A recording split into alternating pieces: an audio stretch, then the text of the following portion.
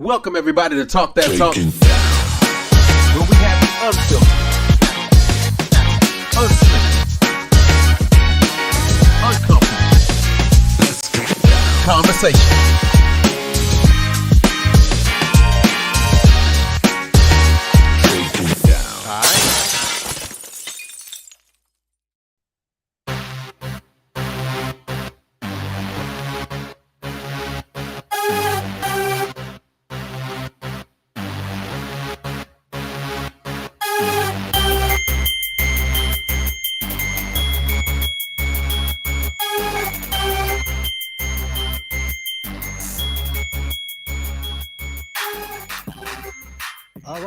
All right. Welcome everybody to Talk That Talk. We have the unfiltered, unscripted, uncomfortable conversation about band, HBCU band culture, music education, and more. I'm your host, Jay Julian Luke, the owner of the Passioneers Network. I'll see you down there, Quan. Don't worry about it. I got you. I'm bringing you in. Yeah, just go keep practicing. Quan down. We doing something different, and I don't think he was ready for it. But anyway, man, make sure that you go to www.realtalkthattalk.com and you can pick up any of our Talk That Talk merchandise or anything else that's in there. All you got to do is just go ahead and pick up whatever you want. And remember, you can get 30% off your purchase. At the end, just type in HBCU Band and you can get 30% off your purchase. All right, so here we go. I want to go ahead and jump right into it. We got a lot going on. First things first, I want to make sure I get it out of the way. We have a special guest coming in today. We want to make sure that he is able to log in. So if you see me checking the phone off and on, it's because I'm trying to make sure that he is good and ready to go. But I want to get to all the other news. Then we're going to talk about it a little bit. Me and Quan going to go back and forth, and then hopefully we got everybody in. All right. So First of all, if you haven't recognized, if you haven't noticed, you haven't seen Crystal too often, right? Well, the reason why that is, hey, she took a break. Hey, like we all need to, right? So Crystal will be back. It's starting in September, so be ready for Diver Lady Band Director to come right back right here on the Passioneers Network. So you don't have to worry about that. She will be back. All right. Also, let's get into some other news. This week has been a very, very great week for introducing some more bands that have come out from their practices and their summer band camps, and they ready to show us what they have. And so the first one up that we have on the chopping block already, dang it, that is not what I meant to do. Golly, man, this thing always be messing up. But anyway, the first ones that we have up on the chopping block, we have Prairie View A&M University Marching Storm. Hey, they came out and they did their family and friends day, and I'm gonna be honest with you, I like what I heard. I'm not going to deny it. I thought it was all right. So, hey, I know that they got something great coming for us this year. I don't know, though. Is it just me or did they seem a little bit smaller than usual? I don't know. But regardless, I like their sound. And apparently 14K was humping. Now, as somebody who was part of the Storm, worked with the Storm for 5 years, I will tell you this. 14K was... They were in there. They were okay. But apparently 14K was killing. So because of that, I can't wait to see, because I will be there for the Cotton Bowl live and direct, and I want to be able to see it live. So if that's the case, hey, and also Mellophones. I heard something good from the Mellophones. I was like, oh, Mellophones that came out of the woodworks. Oh, shoot. All right. So Marching Storm, all right, I see what you got. Next up, man, I'm telling you, we got to talk about this. Why? Because it's the alma mater, Norfolk State University. Oh, wrong people. God dang it. See, man, I'm telling you, these things, they don't set them up right. Anyway, Norfolk State University did their thing. I'm going to be honest with you. Out of everybody I saw this weekend, Norfolk had the best one. And that's not me being biased. I'm just gonna be real. Norfolk just sounded the best one. That's not me. Quan is not me being biased. I'm just letting you know. So I'm gonna bring Quan in. I'm gonna let him go ahead and say his piece about everything. But by far, it to me, just on sound quality alone, I'm sorry. I know people are gonna feel whatever way they feel, but it is what it is. To me, Norfolk just had the best sound quality to me, top to bottom. As a Legion alumni, I will say, and I'm gonna put it out there, I just think of some songs we probably need to let go of. But I mean, it is what it is, man. If the Legion gonna play In the Ghetto, as long as they kill it, they gonna kill it. If they're gonna play Dirty Diana, as I said before, I think that Diana is pretty dirty at this point. She's filthy at this point. But I mean, if the Legion gonna play it, as long as they kill it, I'm good with it. But I'm just telling you right now, I think the Legion sounds great. So behold, all right. Finally, on the chopping block, we got Jackson State University. All right, so I'm not even gonna talk about band.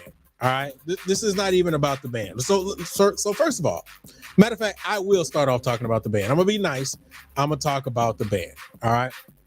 So the band is loud, like loud, right?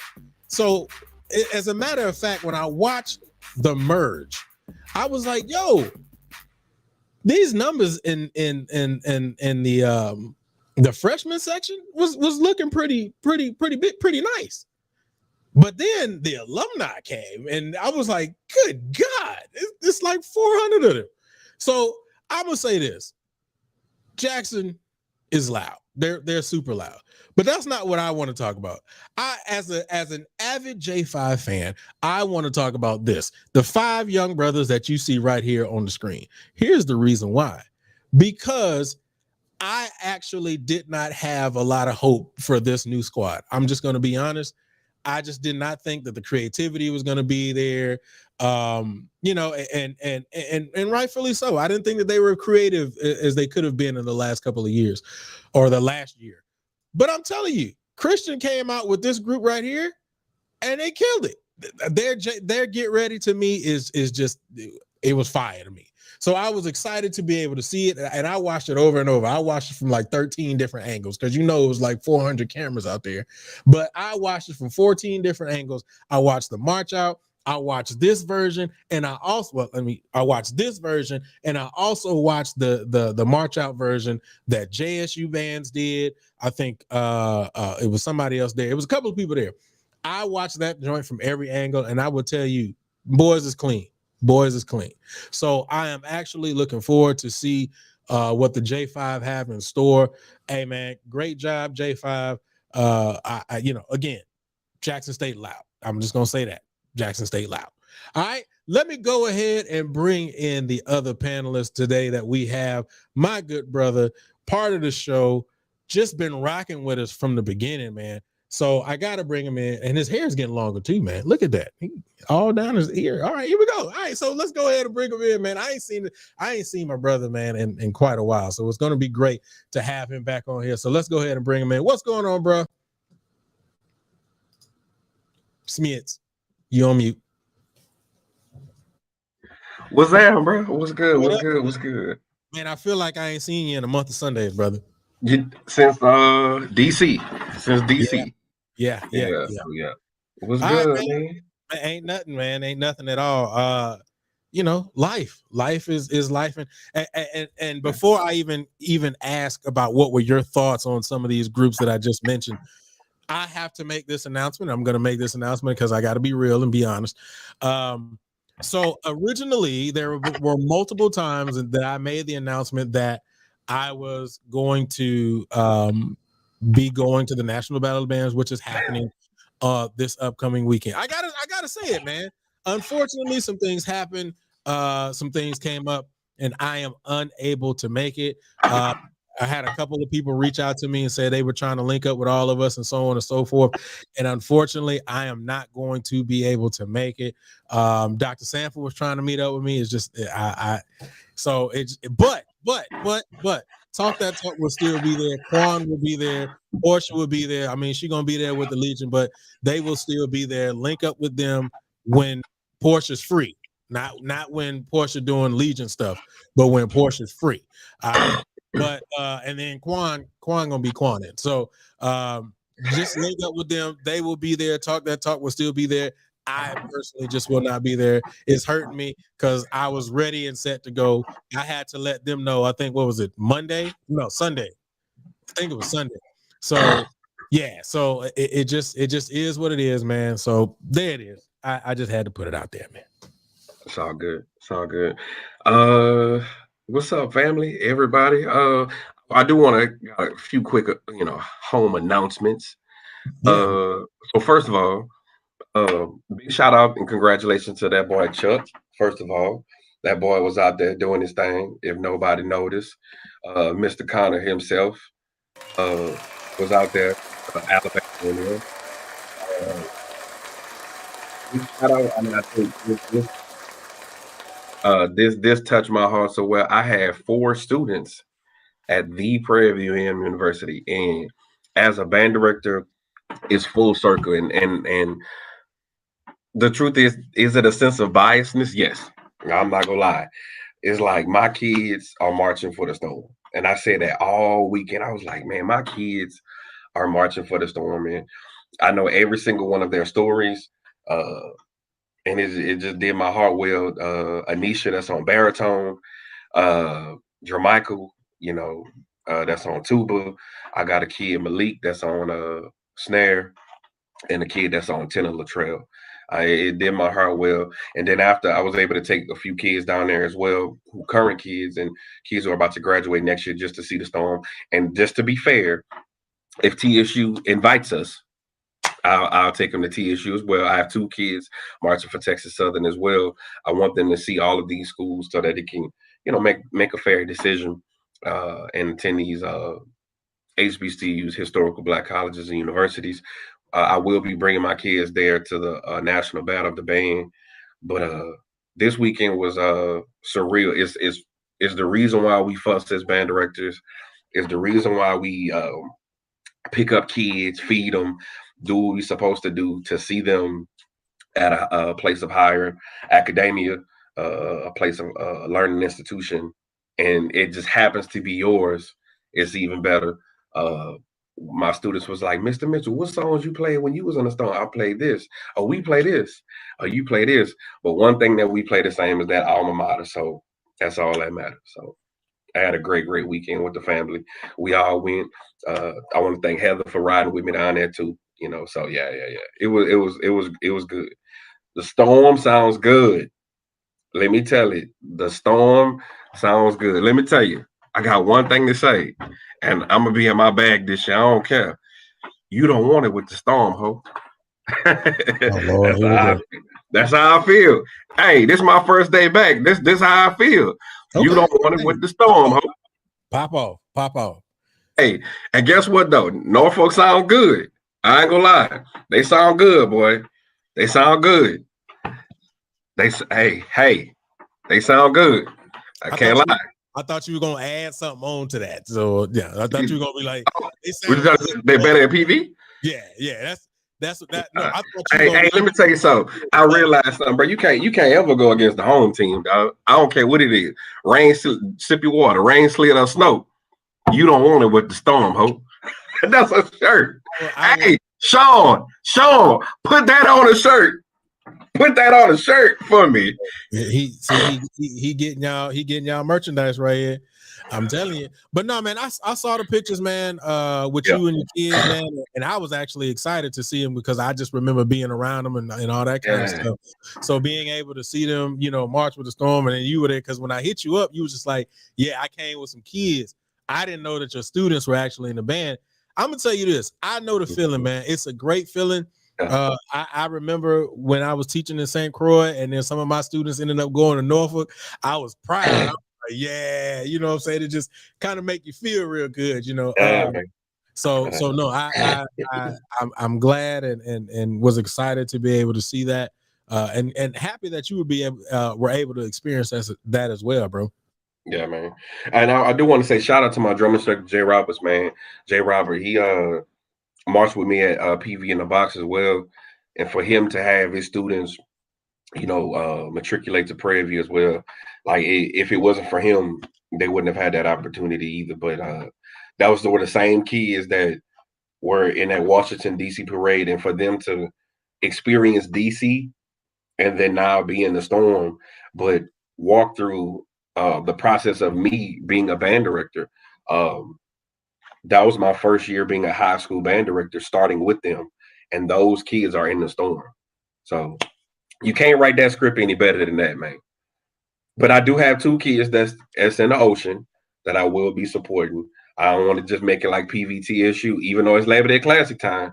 you know, because the ocean ain't deep enough. However, I am gonna support my baby Michelle that plays mellophone for the ocean. But they sound good too, though. Real talk. There you go. There you go. You done put it in there. Pause. That's not what you meant. That's not what I meant. He's put that information out there and he's put it in the atmosphere. All right. So what I'm doing right now is I'm communicating with DJ, man. So while I'm communicating with DJ, I will go ahead and say this at the same time.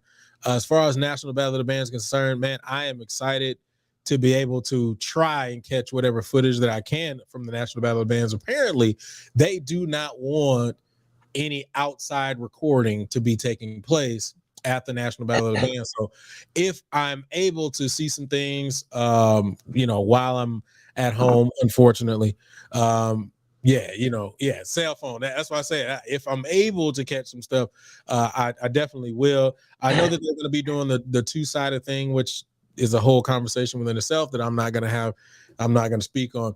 But I am excited. Please, guys, if you are going to be in the Houston area, if you plan on traveling down, first of all, please be safe going down to H-Town. I mean, it's not like it's you know, like a horrible place or anything, but just be safe as you're traveling. Also, please make sure that you wear some short clothes because it's hot. It's hot. I woke up. Well, first of all, I don't even live in the city no more, but even right here in Dallas, in the DFW area, I woke up this morning. It was like 80 degrees as the low, 106 as the high.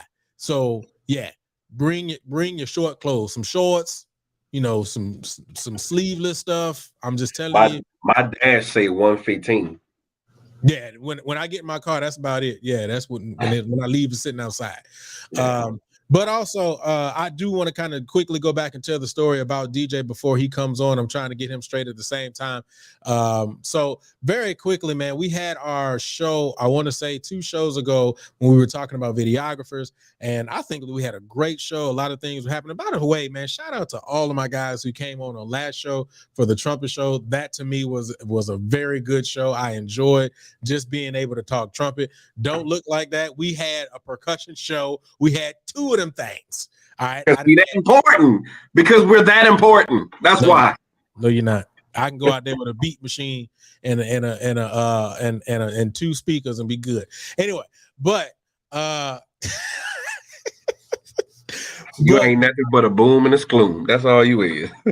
But yeah, so 2 weeks ago, man, we had that show on videographers, man, and it was a really good show, man. We had some great guys on. But then I ended up getting this random message on my Instagram, and it was like, hey, get in touch with me. And I was like, who is this dude? Turns out it was DJ, man. And if you guys don't remember a couple of shows back, or a lot of shows back, I said that I had found a page that was called DJ the Video Master. And I could not figure out, I didn't know who he was, but I knew that he had some classic videos on there very similar to Tape Master. So when I get on the phone with DJ, he explains to me and he says, man, y'all talking about Tape Master the GOAT. I'm the one who gave him the videos. And I said, whoa, really? So we had a nice conversation and we had we got into some really deep conversations about everything that was going on and so forth in his life, and you know, all the things he had done and all the people he's connected with. And to be quite honest, he connected with a lot of people that I know and we know, and he's been in this thing for a very, very long time. So I want him to come on and be able to tell his story. We're still trying to get him on. He is definitely one of my frat brothers of KK Psi. He's also a traveling man. So I was excited to hear that as well. But I'm working on trying to get him on right now. He's saying he's trying to get in, but nothing is happening. So give me 1 second. Quan, I don't know what you can talk about real quick. Well, I can try to get him straight, but talk about something real quick while I try to get him straight. Don't just stay on the screen. I don't know what to talk about. I'm gonna just so I'll just go here, random topic, since he did put me on the spot. What Mississippi school you think gonna take the cake? I don't know what y'all saying out there, but what Mississippi school is Mississippi Valley really 300 deep, y'all? Is that true, or is that like rumors? I know we seen Jackson State. Has anybody seen Alcorn and as of yet? How do I feel about tonal bases? Tonal bases is cool. Tonal bases is cool. We had them at PV. We had them at PV actually. Different sizes and whatnot that we use. And if you go to 2005 PV McPhone box feature, Cotton Bowl Classic, State Fair Classic, we use them there. Y'all think Valley gonna take it? Why? Because they got numbers. How KB? You think because they got the numbers? Also, what type of sound you think they're gonna have as well? Because you think they're gonna be like another version of Talladega or what? I wish Julian hurry back up, like Great Top. Because I'm just talking in the virtual land over here.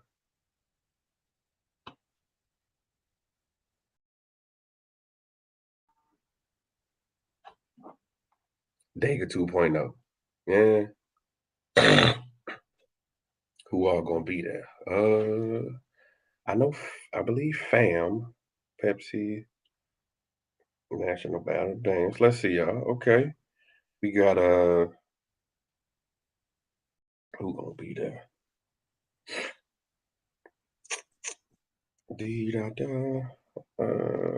Bonds about to cut up. I believe so. What I realized one thing about that gentleman there, Dr. Bonds, that man could build a band, bro. I'm starting to call that man the apostle. Let's see who's gonna be here at the National Battle Band. That's sad. Don't even say it. Well, we know Texas Southern will be there for sure. We know Mississippi Valley will be there. We know that Norfolk State will be there.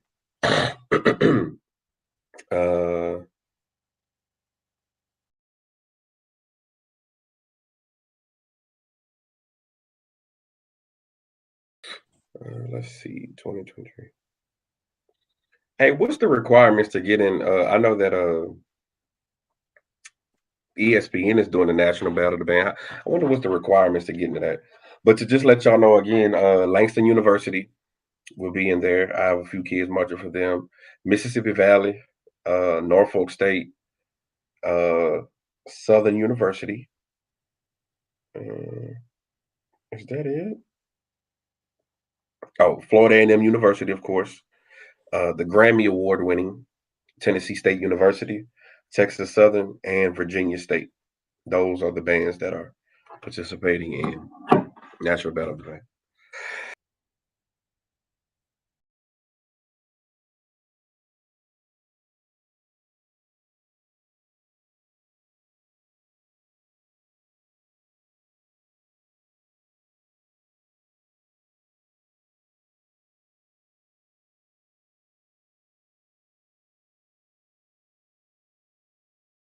Now, don't be mean, V State. Why?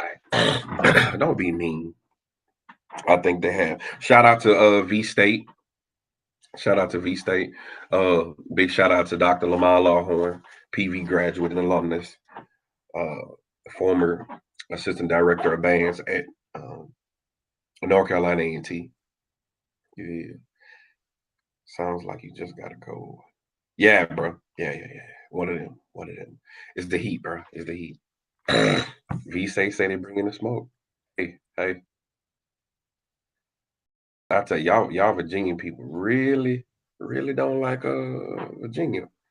Big state, huh? Man, hating on them. Say Luke, bro, I don't know what you're doing, but hurry up, fam. It's like y'all ever had y'all mamas have ever had left y'all at the checkout line when she said she gonna run back and grab something? That's how I feel right now. Like I'm just at the checkout line and he scanned all the stuff fast. He's one of the assistant directors there, and he's of the percussion studio, Dr. Lamar Lawhorn. Still why? I tell you, boy, y'all know Norfolk people just rude to Virginia State. Y'all worse than PV and TSU, real talk. Nah, I don't think nobody worse than that. I ain't gonna lie.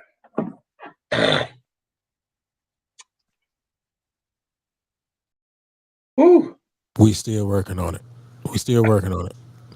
We still working on it. Y'all just hold on. Just hold on. I'm telling you, it's gonna be worth it. We still working on it though. Just keep going, Quan. You good. You good. You good. Bruh. I'm telling you, I feel like favorite restaurant in Houston. Shit, I can cook, bro. I ain't gonna much lie. I can cook, though. So, Frenchies. mm, mm. I don't know about Frenchies. I didn't say it was the best restaurant in Houston. I just said it's one of my favorites. It is. I mean, Frenchies is live. When they had that the one by off of Cleburne, like Third Ward, yeah, that one fire. Yeah, we in Houston. Hopefully we can link up finally, Derek. Real talk. We can link up, man, after y'all great performance. Timmy Chance do be hitting. But you gotta go to the one off of MLK though. The one that only take cash. The one that gotta take cash. So yeah, man. Yeah, I don't know what to talk about, bro. I mean, go on, just keep going. Keep going. Bro, stop whispering to me like that. Stop whispering to me like that. I feel like I should break out a book and just read the book. I mean, yeah. Might as well. The first law of power is hey, give people that knowledge. Why not? Yeah, man. But no, all jokes aside, man. I mean, I'm excited. I don't know why I feel like this year. I know it's our first year. It's not our first year back from COVID. Last year was our real, first full season back from COVID. But I feel like this year is going to be even more exciting. Than ever. DC was live, bro. DC was live. African American Smithsonian was beautiful. That's something that honestly you got to take all day to go look at. We only did 2 floors, and we was there for like 2.5 hours. So yeah, man, it was beautiful. My many of my kids were able to fly for the very first time, so they cried, going, but coming back they were straight. Just to enjoy with family, and my mama was able to travel along with us too. So that made it even more special. Because your mamas be like, well, what are you really doing? So she was able to see me, and I got to experience it with Justin, the Lukes, all my family. So like it was awesome. We got to see Howard. Julian was out there, talking mad cash stuff, talking about how the DZX blew on the trumpet section at Howard at that little walkway, which was true. They did. So I wasn't talking mess. I was being honest. Yeah, but it's the way you was being honest. It was the way, Truth hurts. But hey, regardless of all this conversation, please remember, rain, sleet, or snow, you don't want it with the storm, ho. That's gonna be my saying this whole podcast season, bro. Whole podcast season. Trash. Bruh, you don't even believe that. Not really, no. Nah, you don't believe that. Nah, them boys. I'm excited to see this first game.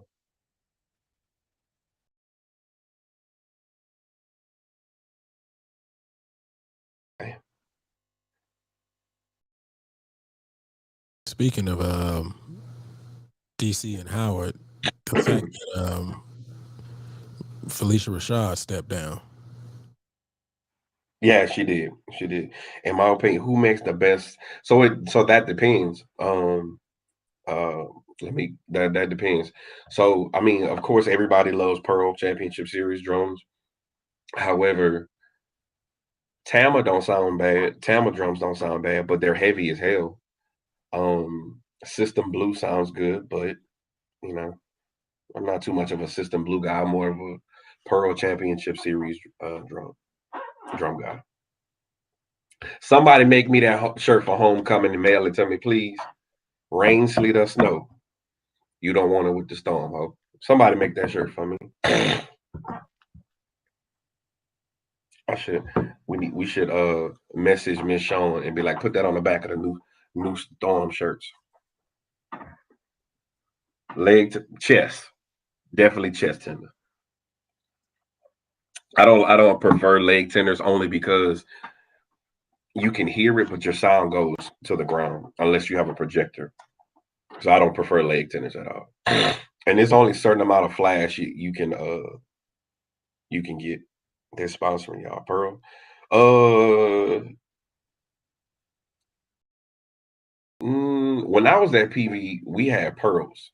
We had pearls. However, I can't recall which one they have now. Because I know they had Yamaha. I know they had Pearl. I know they had Dynasties as well.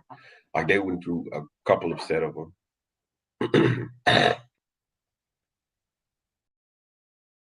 Brass Blaster.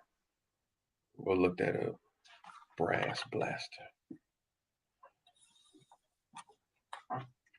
Hey, what's y'all rankings for the best band this season? Who you think will be on top at the end of the year?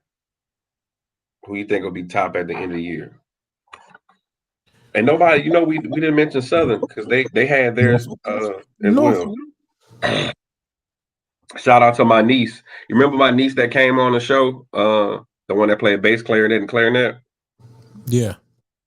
She just finished Crab Camp as well at Southern University.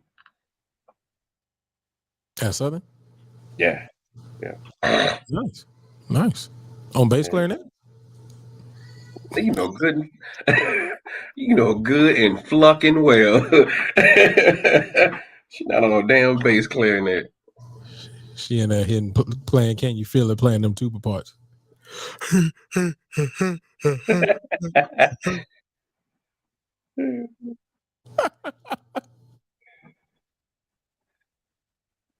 That's funny. Dead weight bass drums are tonals. You say dead weight. Well, see, the thing about it is, even like PV now, they march different size drums, bass drums now. When I marched my freshman year, I marched 26 and 28, and then after my freshman year, I marched 30. And my crab brother, Larry, and he marched 32 the entire time. So we had different size bass drums. All right. Hey, really quick, while y'all talking about bass drums and stuff like that, man, I just want to say I appreciate you guys for holding on, man. I'm telling you, this information that you're about to hear is just about to be nuts. But I do want to say this though, too. DJ, we tested all of this stuff like 2 nights ago. Like I think it was either last night or 2 nights ago. So the fact that we're having this technical difficulty is just one of those random flukes out of nowhere. So again, just hold on to your butt. All right, I'm telling you, it is worth it. Trust me. All right, Quan, go ahead. Yeah, that was your cue. you That was my cue to keep going. Sync, bro, we got to be in sync. Hey, brother. Anyway, but hey, give me y'all predictions for the number one band, because isn't ESPN doing a champion about like a championship at the end of the year? No, yes, no. Best marching. Yeah. Hey, so let me say this, man. The best marching snare sticks.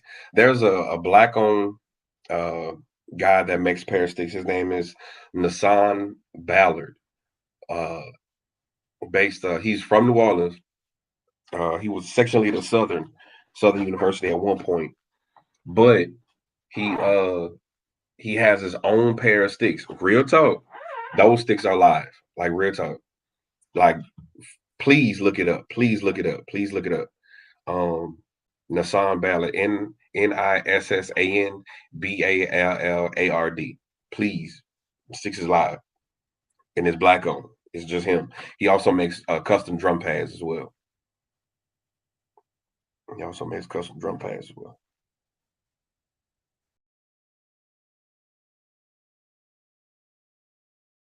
So yeah, we love to see a battle band in Los Angeles. Man, what's crazy is we did the Angel City Classic back in the day. Because there's a lot of HBCU alumni chapters in California. People don't know that, but I guess it didn't have a lot of sustainability out there. But we did the first one against North Carolina, North Carolina A&T in '07, and then in '08 we played Morris Brown, not Morris Brown, Morehouse. Yeah, we tore that ass up. Yeah, we tore that ass up. Boys knew what it was. Again, rain, sleet, or snow. Everybody say it with me. Come on. You know it. You know it. Somebody put it in the chat for me. What's the response?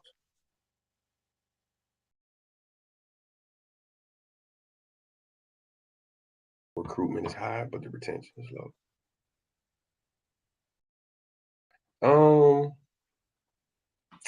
Recruitment is high, but retention is low. Can I be honest with you? I think retention is low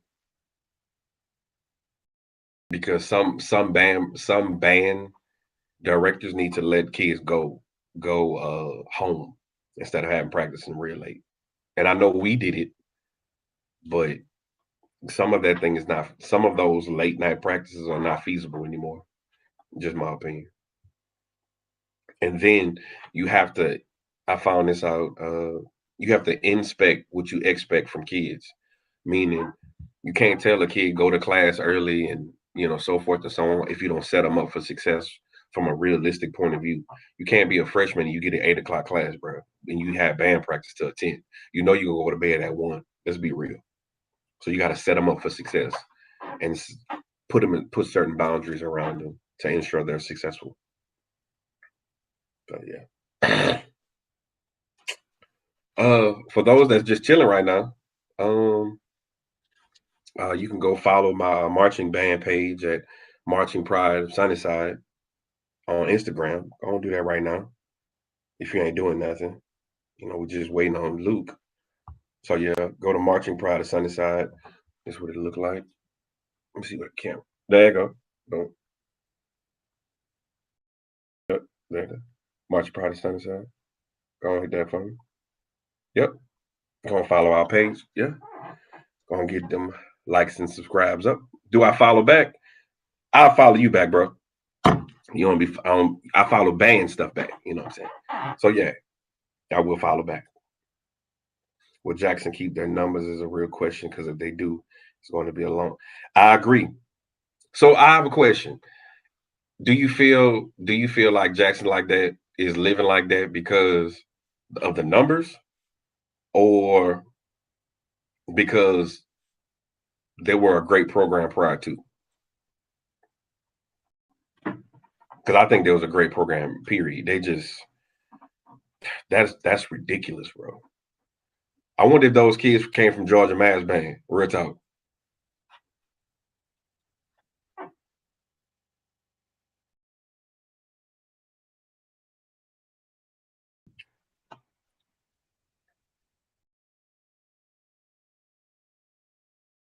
Obviously, we haven't heard of a black man who manufactures polish. Is that real, bro? Go look that up. So we just sitting here. Also, shout out to KB. I'll be looking at your videos. You are doing some great work. And if anybody else has some YouTube channels and that's subscribing and whatnot, I'm gonna go follow you right now as well. Should have been that shit phony. You work on the technical difficulty. That's what you worry about. Welcome back to the Quan Show. So what y'all been up to, All right, this is what we're gonna do. All right, tell me your favorite band clip that lives repeat, band experience that lives and repeat in your head. All right, there we go. Hold up. Before you even get there. He's in the queue. I see him down there. I do not want to mess this up. I want to go ahead and bring him in because We have been on the phone with each other, working through this. He's down there right now, so let's go ahead and bring him in. Hopefully, he got sound. So, ladies and gentlemen, the moment of y'all been waiting for this whole time. I've been waiting for. That I've been waiting. Bring him in. Let's bring him in. DJ, let's see if we got sound. Dang it, we don't have sound. All right. Yeah, we don't have sound, DJ. It's okay. It's all right. It's okay. What you have to do is just go out and come back in. So do everything you just did. Go all the way back out and then come back in. Are you on a cell phone? That's why. Okay. Yeah. So go out and then come back in. Do exactly what you just did.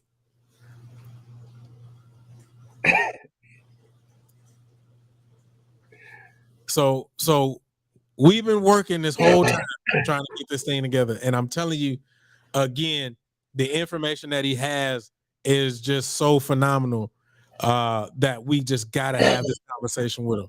All right, let's see. Let's everybody pray on it. Mic check. There we go. Hallelujah. Man, DJ, man, I appreciate you for holding on. I don't know what happened between when we checked it on the other day and today. We did. Today just was a weird situation, but man, I'm so glad we got you on, man, because I know that there's a whole mess of things that you could just sit up here and say right now. I'm gonna tell y'all now, the conversation that me and DJ had last night, he was putting me on stuff I didn't have no clue about. So I'm gonna start off with one question, and then from there, DJ, I'm gonna just let you rock, man. So DJ, the first thing that I want to ask is, and it may be multiple questions just to get everybody out there. One, and I know we've had this conversation before, but just to let everybody know who does not know you. One, where did you march? And then two, how did you get into the game that you have been in for so long? That's where I'm gonna start, and then from there, we just gonna go.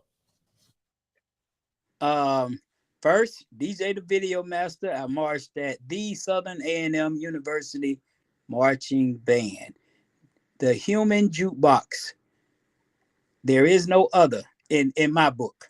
I love all bands, but of course, you already know you got love for where you did your time at. So yes, the human jukebox. Look at Quan acting like that, like he wasn't. I know. Just, you ain't want it with the storm. You just did the same thing. But this is a plug, and it is no shade. But you asked the director of the storm where he marched at. It don't matter. Oh yeah. So that's all I'm saying. It's in your heart. That sound that I heard y'all say that y'all was enjoying, it came from you. It came from Norfolk. It came from Norfolk. Where was he? Y'all didn't even. Did y'all really even claim him? Real talk. Yes, well, what does transcript say? What the transcript say? Yes, we did. We claimed. I got no dog in the fight. We claimed him. We claimed him, Chapman, and Sean Zachary. That's real. Yes. Yeah, it is. Hey, but guess what, sir? Guess what? I'm gonna be respectful, but guess what? One thing you forgetting: rain, sleet, or snow. You don't want it with the storm, huh? You remember that? Oh yeah. Well, I can talk storm to you, but it's before Zachary came there. That's me. I can go back past Queen. I mean, you name the era, I got you. So that's one thing unique about me. I'm that band head that you may not like, but you can't really argue with. That's real. It's like I said, I like all bands. There's something good in everybody. And the problem is, and it's just my personal opinion, when you go to a Gladys Knight concert, you don't want to hear her sound like Patty. If you go to see Michael Jackson, he's not going to do Prince. It just seems like, to me, of my few years of wisdom, everybody is looking alike. All right, man. I'm saying. Start preaching on here now. And only thing I'm saying is I respect all bands for the artists that they were. You know, there's a lot of things that has changed over the years, and I mean, I'm not trying to sound like the old guy, but I'm just keeping it real. You know, But when I but came in, but, but why you do you think that though? Why do you think every band sounds alike? Now I agree with you, mean, but why? well, one thing is certain things are trending, if you will, and the younger generation levitates to it, and a lot of high schools have stepped up to say, hey, well, we played that in high school, or we did that in high school, or we imitated in high school, and they brought it forward and still think that, hey, well, this looked good then, this is gonna look good now, and this is what we have to do. And the generation, instead of creating, everybody wants to jump on something or either bring something to the table that says we're different, but you know where they got it from. I'm just saying, if you're older and have been on this band culture for a while, everybody knows where certain things come from. I mean, let's just call a spade a spade. If you see another band out there with 10 drum majors, come on. I mean, that's a no-brainer, you know. And shouts out to everybody. Like I said, I love everybody the same. But if you see the five out there doing certain moves with drum major Mace, and I'm not calling names, I'm just saying, you know where it came from. So I would just like to get back to the old days to where, we really built some and everybody brought something to the table, that's the days when band trading was fun, like trading videos to say, hey, this is how we did it in Virginia, or this is how we did it in Louisiana or in Alabama or Georgia or Florida. It just seems like now everybody want to just park and bark. Yeah, that is the that is the new culture. So much so that and we've had this conversation on many times on the show. So much so that we have bypassed the marching part about it, and focused strictly on the stands. There's more energy than now that is focused on the stands and getting your book than it is actually a presentation that is put on the field. And we've had that conversation multiple times. But I do want to, I actually want to go all the way back, man, because I want you to unload a lot of the information that you've unloaded on me. So the first thing I want to do is go back to the conversation that we had when you first called me, and the history between you and Tape Master, and the origins of that. Tape Master, Tape Master came after me. That's my boy. But at the same time, I used to work at Cedar Grove with Cedar Grove's band when he was coming through, when he was 8th grade, and Tape Master, I brought a lot of videos to the game amongst that culture. And I'm proud of Tape Master for even adapting the culture, because I came through in a time where people would consider you a band geek, and you, as well as several others, know some of the thuggiest, roughest people are in the band. It ain't like the geeky cliche that it used to be. Before Tape Master, I can go back to the fifth quarter that originally started it all in terms of platform for uh, marching bands. But Tape Master, even Lameek, now you got to forgive me being slow on some of the names because I know they personal names. So I'm just trying to use names that people realize. I don't want to call anybody's government name, but at any rate, Tape Master would come here, spend many a time like dubbing tapes, taking tapes, and sometimes my tapes would be missing, but then they resurface, with other people's names on them. And it's one thing to trade, but it's another thing to trademark. I never envisioned videography to get like this. And I will say, even Christy, Christy from the fifth quarter. Shouts out to Christy. I remember when people start selling band footage, and she was furious. And I was telling her then, no, I just want to trade. But there was several people selling band footage, unbeknownst to me, because I've been collecting footage a long time. I mean, a very long time. So a lot of people's collection actually came from me and several other sources. I can go back from reel to reel and bring it all the way up to MP4. That's where I retired at. Somebody asked me today, do I still record? The answer is no. I do events, CEO, the Viewer's Choice Battle of the Bands. I enjoy every bit of it. I started with 2 bands. Now I have 51 over 4 Saturdays. And yes, this is high school, but at the same time, I've done events with college bands as well. But for the love of the game, it's just a difference. When I started recording, I was a little boy. My first time recording a band, I was 3 years old, and it was just audio. And then we had the reel-to-reel camera, and then graduated to the beta, to the VHS, the DV. You name the source, I still have actually the cameras that work. And I have the conversion tools and equipment here in what we call the band cave, to convert a lot of this stuff to video. So that's why when you see footage on my YouTube channel, it's old. It's very old stuff. Some of it, the tracking may be here and there, but I'm proud of all the videographers. I ain't gonna call out names, but I will call one. And the only reason why I'm calling out one is because he came to me, and if I had to give a mental endorsement, it would definitely be a huge shout out to Killer Kev. Killer Kev picked up literally where I dropped off at. When I said, hey, I ain't gonna do this no more, he surfaced.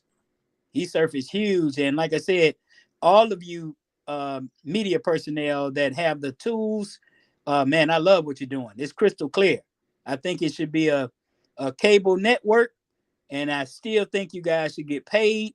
A lot of people think you make a lot of money from doing this, and the answer is no. You cannot be compensated for the blanks, the time that you spend, the energy that you put in. The crowd does not understand that they have to wait till stuff gets loaded. But I'm not going to even talk about the hotel, the food bill. As a matter of fact, Killer Kev, if I'm not mistaken, bro, this is no disrespect to you if you looking and watching this, but I've been there when you had some vehicle problems at least 3 times and still made it. And I know that wasn't cheap. So, my hat goes off to the videographers today. I think there needs to be a medium that needs to go between the band directors and the videographers. As I mentioned before, when I started videography, the bands, I didn't have to have a press pass. So not telling my age too much, but I remember when they first started asking for press pass, and even then I didn't have to have one. People always knew me as, oh yeah, that's the kid recording the bands. And they would always come at me and be like, hey, even coaches, check with the kid who record all the time. Does he have footage of such? And I'd be like, no. They'll ask me, hey, don't you want to record the football team? No. I wasn't interested in nothing but band. So with that being said, I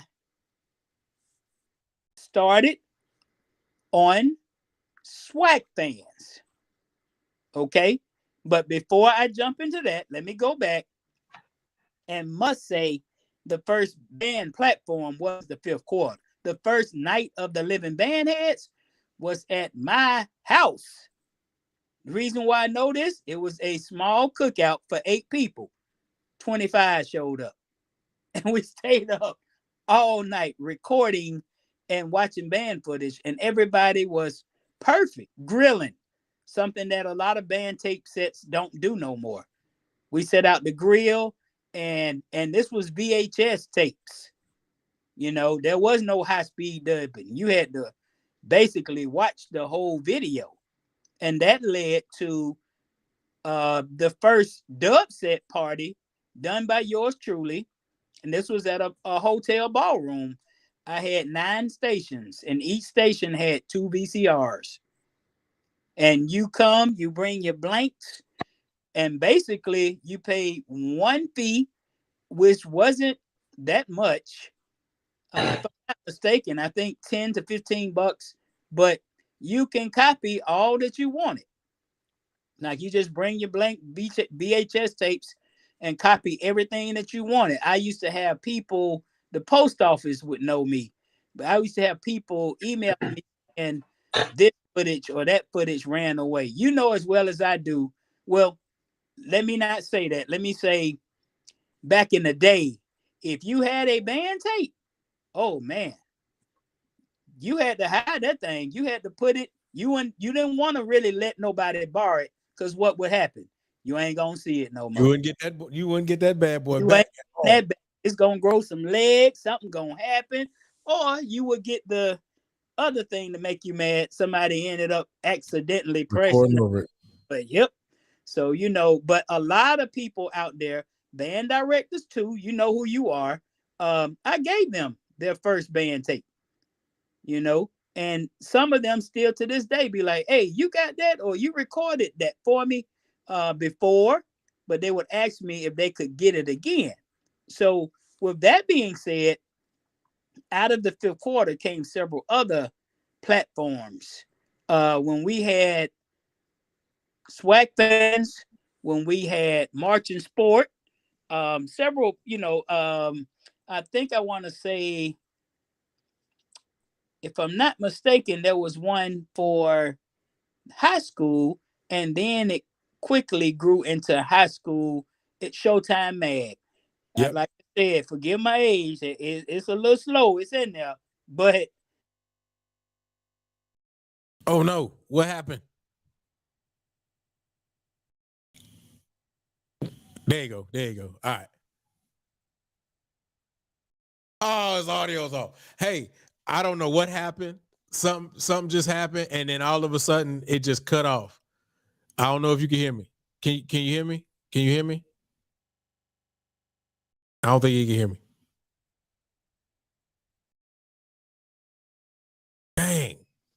Dang it. All right. Text him. I'm about to. So I again, this is just one of those days. But the history he's going through right now, man. I'm a guy who started out on the 5th quarter. And so all of the things that he's talking about right now and all the things he's bringing up, this is history right now. And there's a lot more things that I want to go through. But I don't think he hears us. Hold on. Let me text it.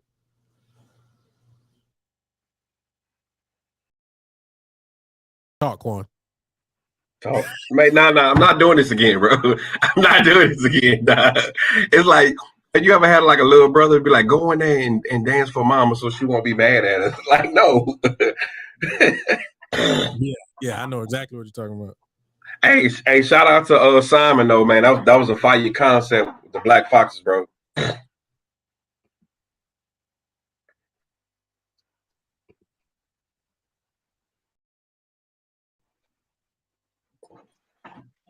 Man, he's still going. I know. I'm sending him a text right now. I think you're reading it now.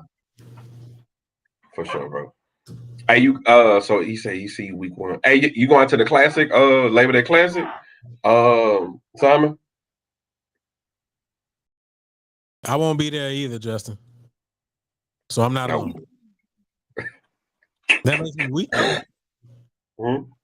That makes me weak though? Nah, I just want to experience the tradition again. I feel you. I wanted to be there too, man. When what day is classic? We might make that. We might make that. I gotta see what date that is. But I will say this though, as far as DJ is concerned, again, a wealth of knowledge that he's given out, man. And I wanted to take it to the next point. I'll say this, and when he comes back, we can go into that. When I was talking to him on yesterday, you there? Yes. There we go. Hey, can you do me a favor? Can you turn the phone to your landscape instead of your portrait? Let me see.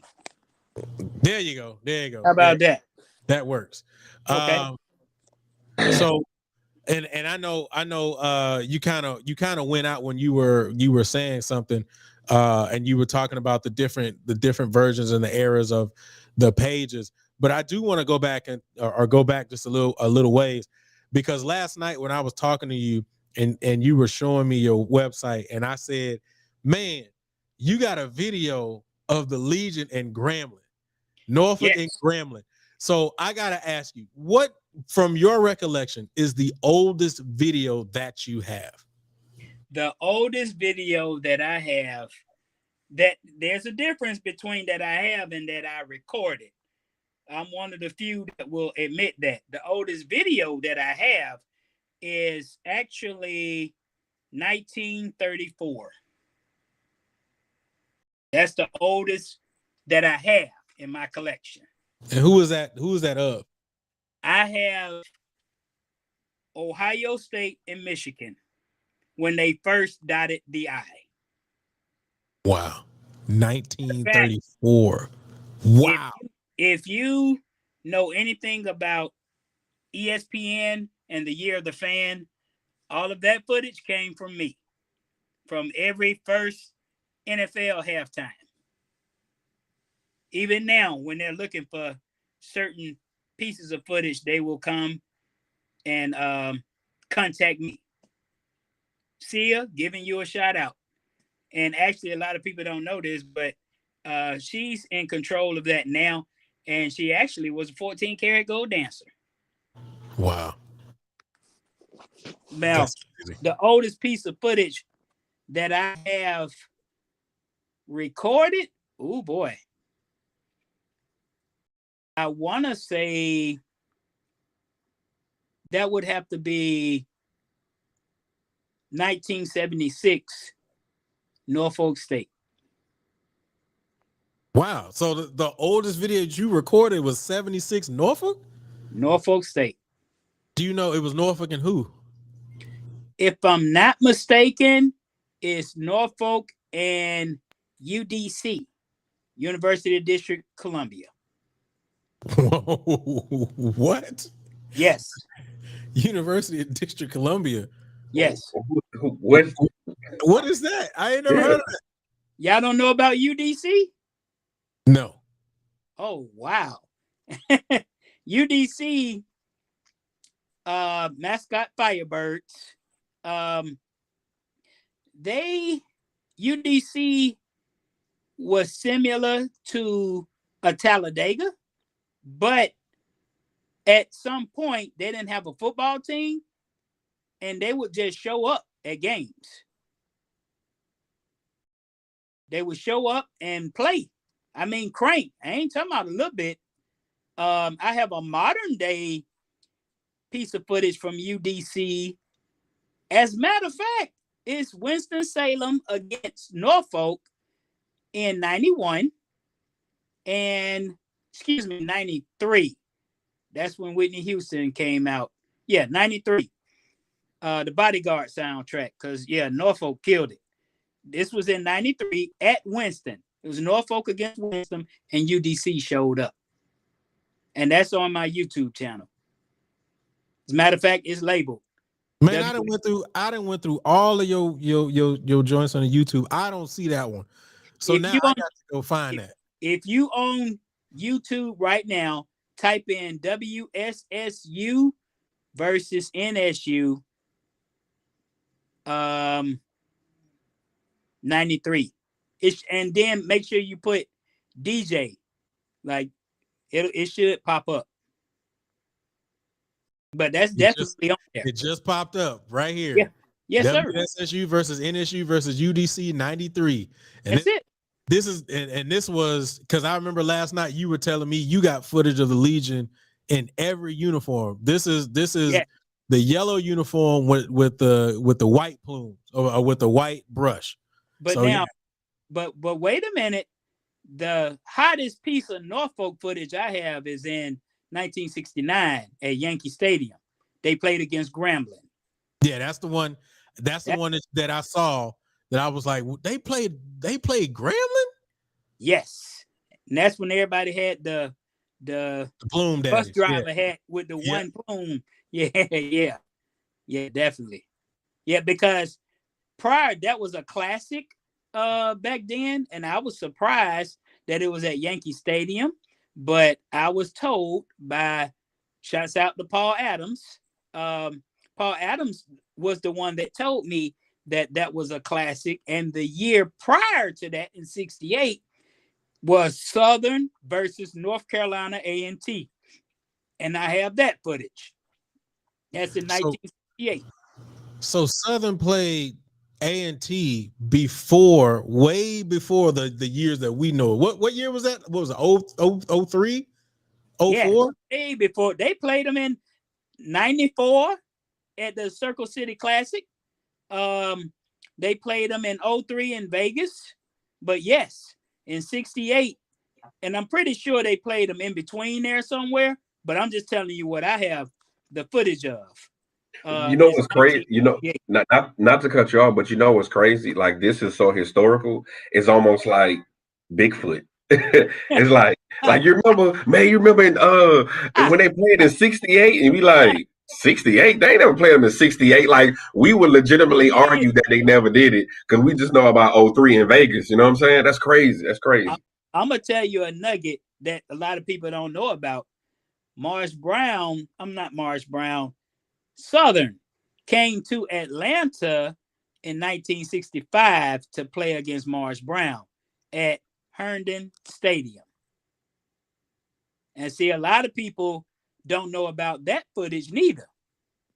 Was that under Dr. Freeman? Ludwig Freeman, yes, sir. Yeah, because my band director marched under him. You talking about Newsom? No, my band director was Gerald Anderson. He played saxophone. Okay. Yeah, y'all should be familiar with John Newsom. Also, Jag. He came up with Freeman. I have a question. Do you have any footage from he's from New Orleans. He was the band director. He used to work with Edwin Hampton. His name was Adrian Watkins. They used to call him Chief. You have any footage of him? Yes. Can I get that? Like, real talk. We'll talk offline, definitely. Yeah. Most definitely, because that's the thing. The historical stuff that I have, I'm looking now to my left. I have these different cases and pieces of footage, but there's a lot of different things that are organized differently. This is just, I'm actually upstairs in my home. I have videos and tapes under the stairwell and as well as what we call the vault. And it's just a wall full of tapes that are at least 3-4 rows back and at least 2-3 rows high. And, you know, a lot of people always ask me, well, what are you going to do? What are you going to do? And I actually thought about that. Do I need to like leave this with somebody before I get away from here?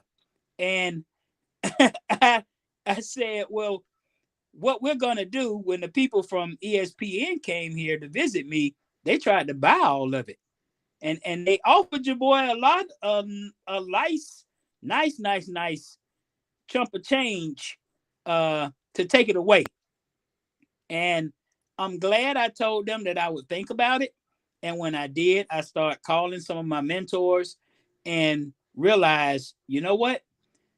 This means more to me and more to my people than anything. I've consulted with Harold Halton, Ben Butler, Paul Adams, John Newsom, Louis Liddell.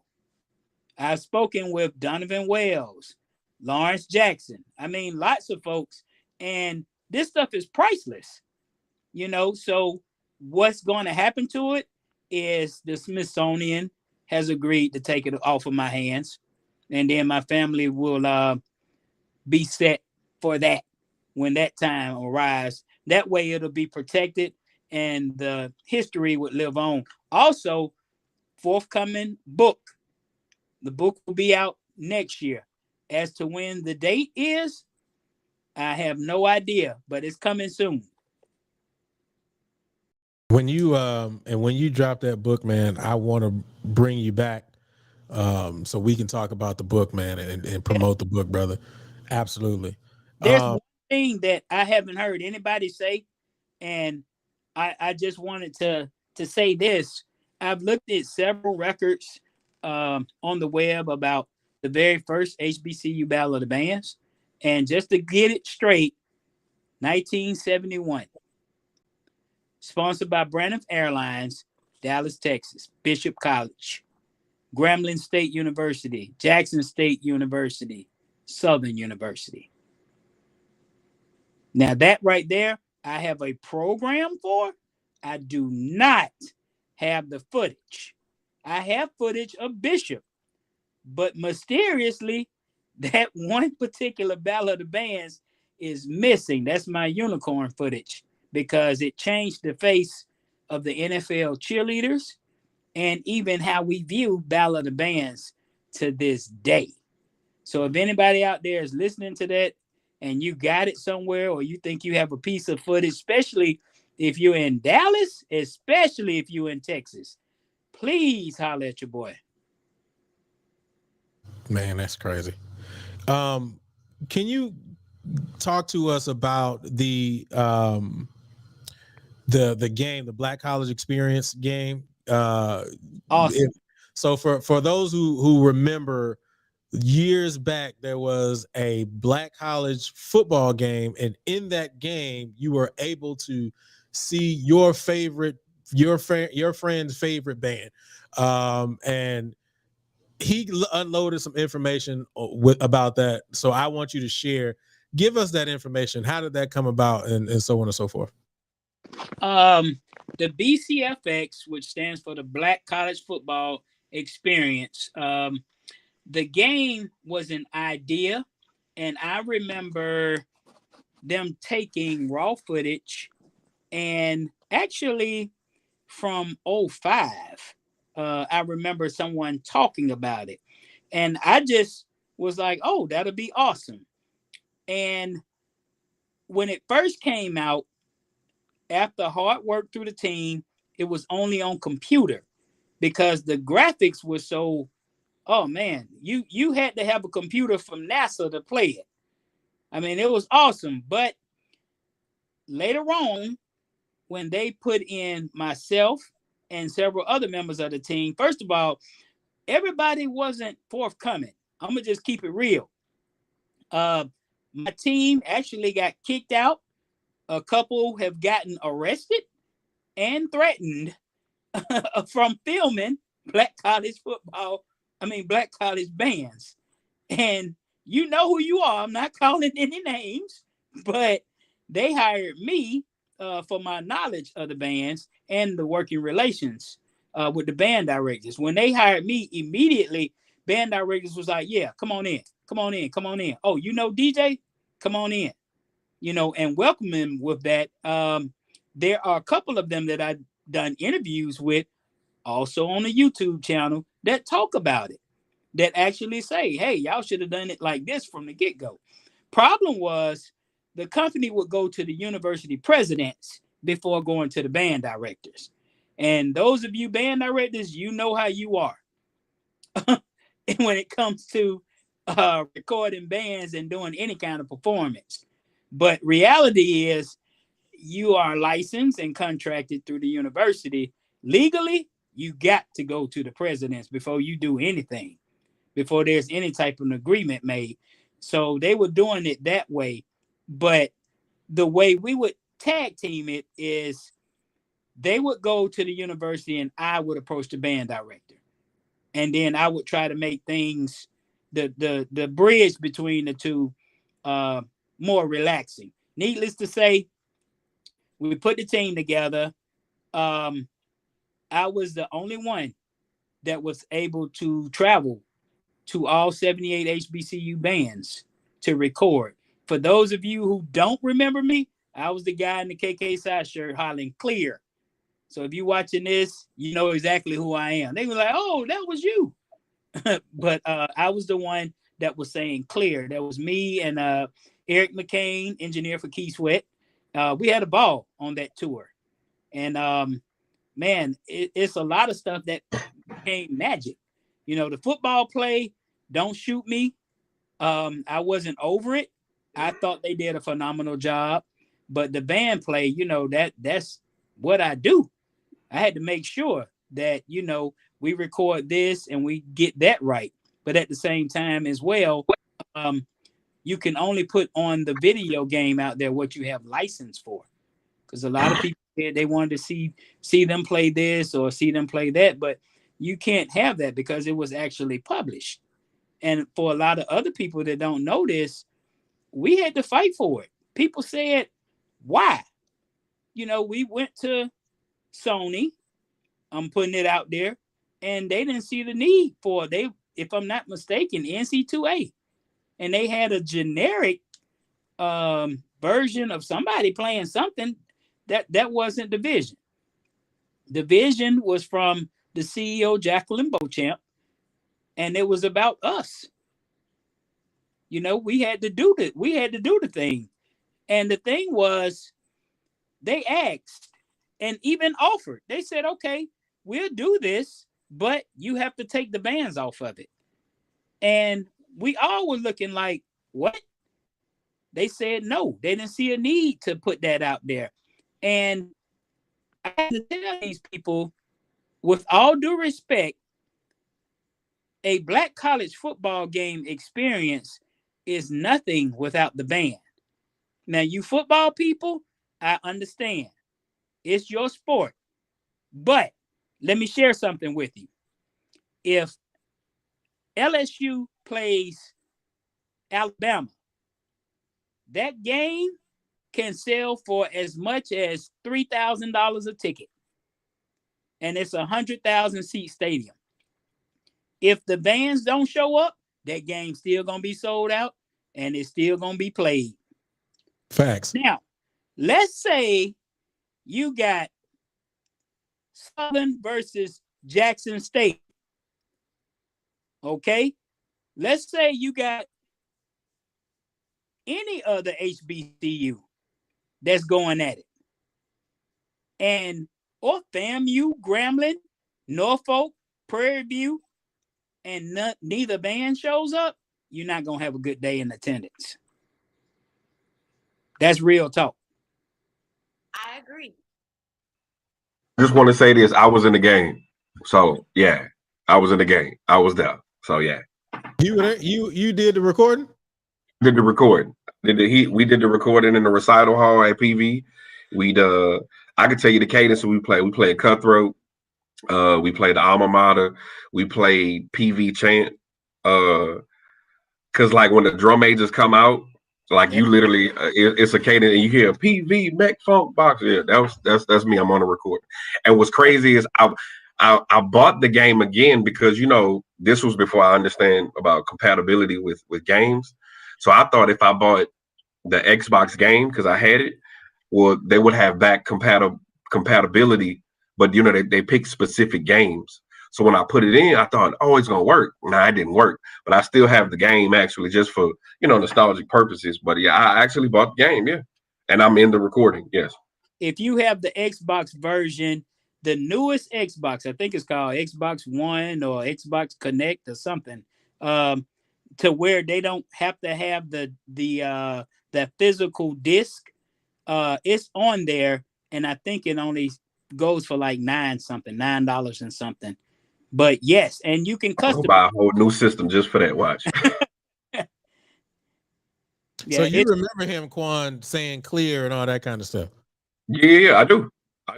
I mean, because we all and Prof Edwards had it to the point where we played nights by nights. Yep, that's right. That's exactly what we played. We played nights by nights. But but another school played it too, and we was like, damn, like we had a life school played it. Yeah. We had the license for it. We even had in 2008, Michael Jackson passed away, and we had a contest. Who can play Never Can Say Goodbye the best? That's the year. I don't know if you guys remember, but BCFX actually sponsored, was one of the sponsors for the Bayou Classic. So that means we had commercials. It was at Walmart, some everywhere. So when you do stuff on that level, yes, you got to have the license for it. And licenses are not cheap. Some are cheaper, but they are not cheap at all. So we had a limited number of songs that you could play. But now, here's where DJ came in. If you wanted a professional recording of your band, for instance, with Jackson State gave us 31 tracks. I don't know if anybody remembers, but it went out like wildfire. Oh man, it took off everywhere. I don't know how that recording got out, but that master disc was given to the band director and the staff. We had a lot of fun doing the recording, but actually it started surfacing everywhere. It sounded good. It was excellent. But I'm just saying that was supposed to be a Sonic Boom project for them to sell in a bookstore, because we made it set up where you could get royalties off of the game, but oftentimes those black colleges was literally keeping the money. So that's why the band directors, was like, and there were 3 schools on the game that did not want to go through that. Yes, Norfolk was one. North Carolina A&T was one. And then, of course, Morris Brown was not open then. Yeah. Yeah.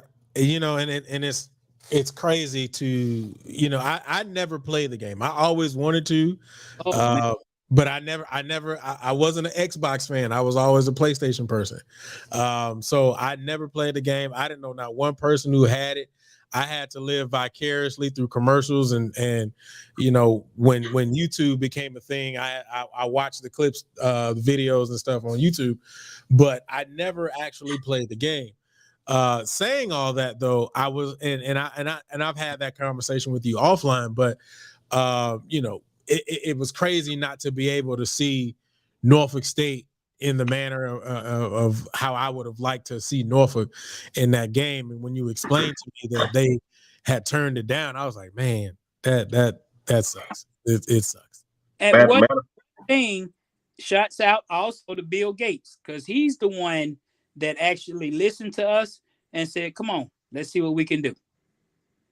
And that's how I ended up on Xbox.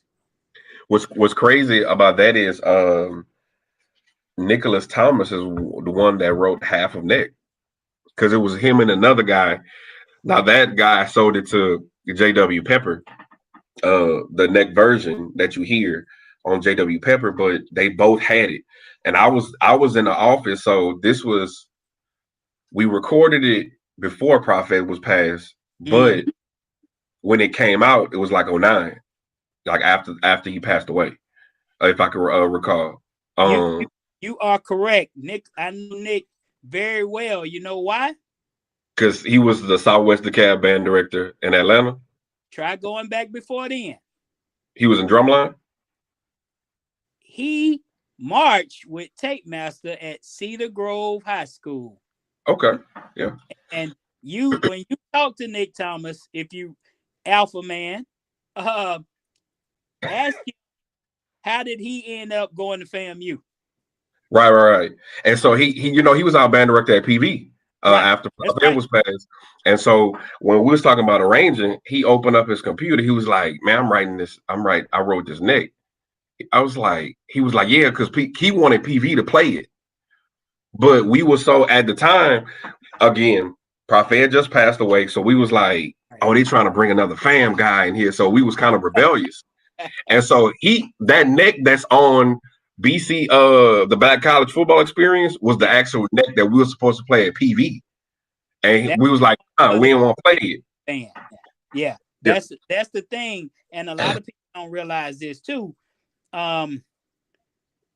With our people, you got to be humble. Now, you know as well as I do, all bands ain't out there with 200 pieces. And all of them think that they sound the best. If you know anything in that studio about sound and creation, you know everybody's not on the same level. So, with that being said, we recorded all bands. If their sound was not up to par for it to be recorded, to be produced on the game, we hired Don Roberts. Big shouts out to Don Roberts. Don Roberts is was over DeKalb County Schools. Had his hand in drumline, several other things. Real good friend of mine. Don created the BCFX band, like a house band to play for those schools that didn't have. For instance, there's a school up there. It's Virginia. I'm trying to remember the name of it. Colors are orange and black. At any rate, at one point they had only like a pep band. Talking about Virginia State? No. Oh Lord, no. That everybody knows about B State. He from Norfolk. He's just throwing slugs. They've been throwing slugs all day about B State, bro. No, I just you had. I can't even ask. Virginia State. He said black and orange, not blue and orange. Look, he's a little bit old. I thought he may have got the color wrong. My bad. Oh, no. Yeah, and they're on the game. And when you see them, it looks like they got a 200-piece band. You know, this particular school, I got to remember the name of it. But again, they didn't have nothing but a pep band. So the BCFX band played for them. And then there were several other schools whose names I'm not calling, whose levels were not up to par. And so they were able to make everybody look good. This was this is the only black college football video game on this planet that has the bands. You can create your own halftime. You playing in the stands. There's a historical museum that has a link to let you gain admission. Somebody in Idaho can come and go to Alcorn, a band that may not even go up there. And then you had a head-to-head drumline challenge. Which was played at the Bayou Classic on the big screen. It was live, bro. It was live, bro. Nah, you spit facts. So again, real quick. So first of all, I said St. Paul's College. That's it. So my wife is from Virginia, so she threw it out. Yeah. Again, I want to say this. Like, this is like history, right? Like, it's crazy just to be able to hear this bit of information, man. So I want to make sure I get this done right now. So welcome everybody to Talk That Talk. We have the unfiltered, unscripted, uncomfortable conversation about band, HBCU band culture, music education, and more. Man, y'all go ahead and just hit that like daddy. Don't even wait on it. Hit it. Just hit it. Hit it again. Hit it again. You can't hit it more than once, but just go ahead and hit the like daddy. Also, subscribe to the Passionate Network and turn on notifications, man. This episode will be up on all your podcasting networks. Just type in Talk That Talk, except for on Apple Podcasts, where you can type in Real Talk That Talk. Also, remember, you can go to www.realtalkthattalk.com, and you can pick up any of our merchandise. Remember, on the checkout, you can get 30% off your purchase. Just type in HBCU Band. Man, y'all go ahead and subscribe. Y'all go ahead and click the like right here for our brother DJ, man. He is dropping some history right now, and honestly, I really just don't want it to stop. So let me ask this question. What is the like craziest situation you've been in or seen in the space that you've been in with recording bands and being around so much? I can't name just one. Before I get into that, can I also put in a plug? Man, go for it. Go for it. For those of you out there that enjoy historical footage or old footage, please log on to my YouTube channel, DJ Arnold. Just go to YouTube and type in DJ Arnold. If there's any description, it should be DJ Space Arnold. For us older folk, if you type in the real BTW, it'll pop up. And that's a little shout out to Booker T. Washington, Marching 100 from Atlanta, Georgia. But now, would you ask me about crazy situations? Oh boy, you might want to get you a Snicker bar, because even dealing with my own events with the Viewers Choice Battle of the Bands, it's a lot of those. But in terms of, let me see, recording, there have been times when there was a period that they said nobody can record. Don't give nobody no press pass. And here I am, didn't have a press pass. I said, okay, well, I'm going to go to the game. I go to the game, and those same band directors that put that band out there calling me after the game because they wanted footage. And I'm going, how can I have footage if you banned everybody from recording? So, that was a crazy situation. But I think the craziest, and while I'm talking, this has to be the absolute craziest. 2006, Texas Southern against Jackson State in Jackson. Your boy was arrested, wrestled to the ground by 8-9 police officers. There is footage of this. If I'm not mistaken, I may have it. Naturally, I wasn't the one recording, except the Sky when they took me down for recording the band. And I had on a press pass. And it was because of comments that were said on SWAC fans. That was insane. And I kept asking them, what am I being detained for? Why am I being arrested? This is embarrassing in front of everybody, put into a police car. That's the video or situation that I will never forget.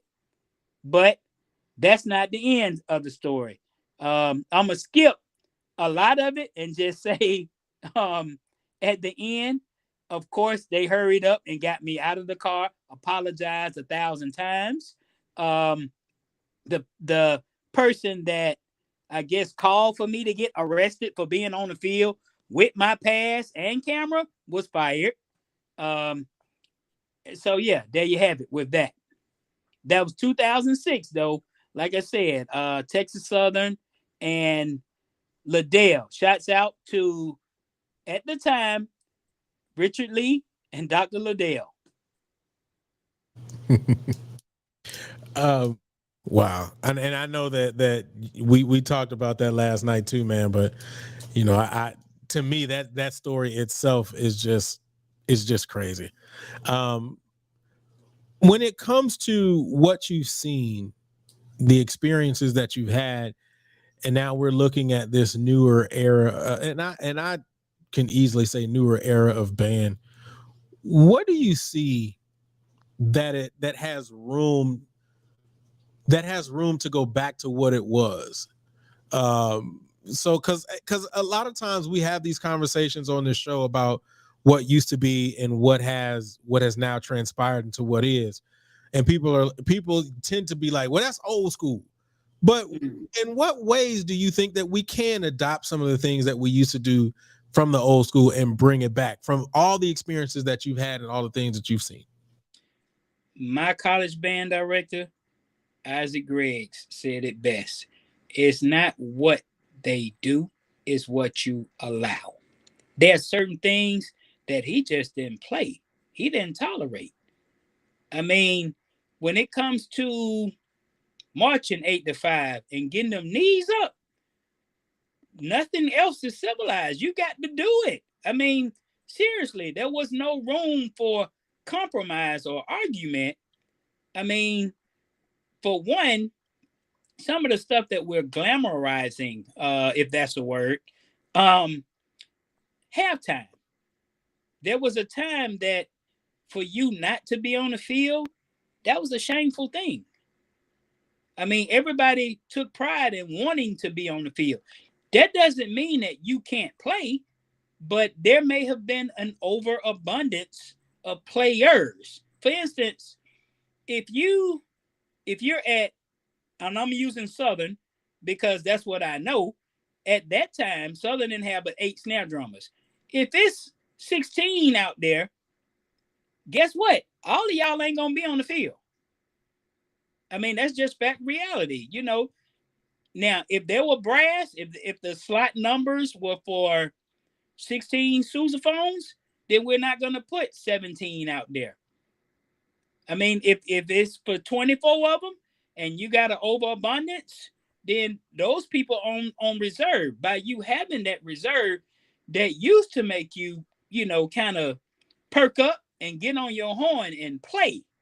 You know, I was taught any man or woman that can outplay you is your master.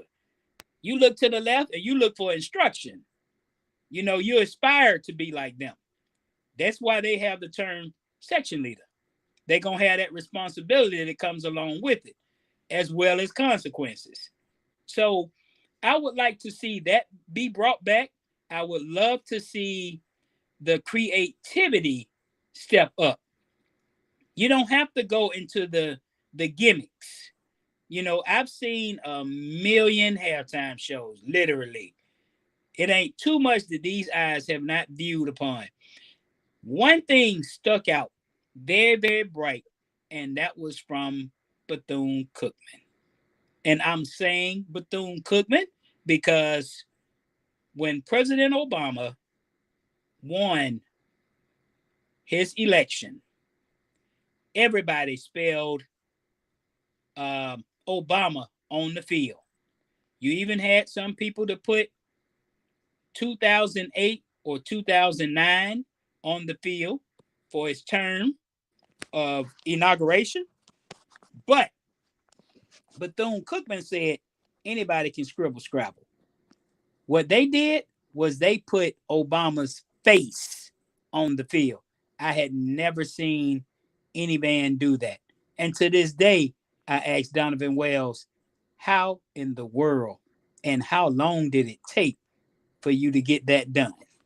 Now, I don't know if that's a Cookman secret, but he always tells me something like 24 counts or, you know, like it didn't take a long time.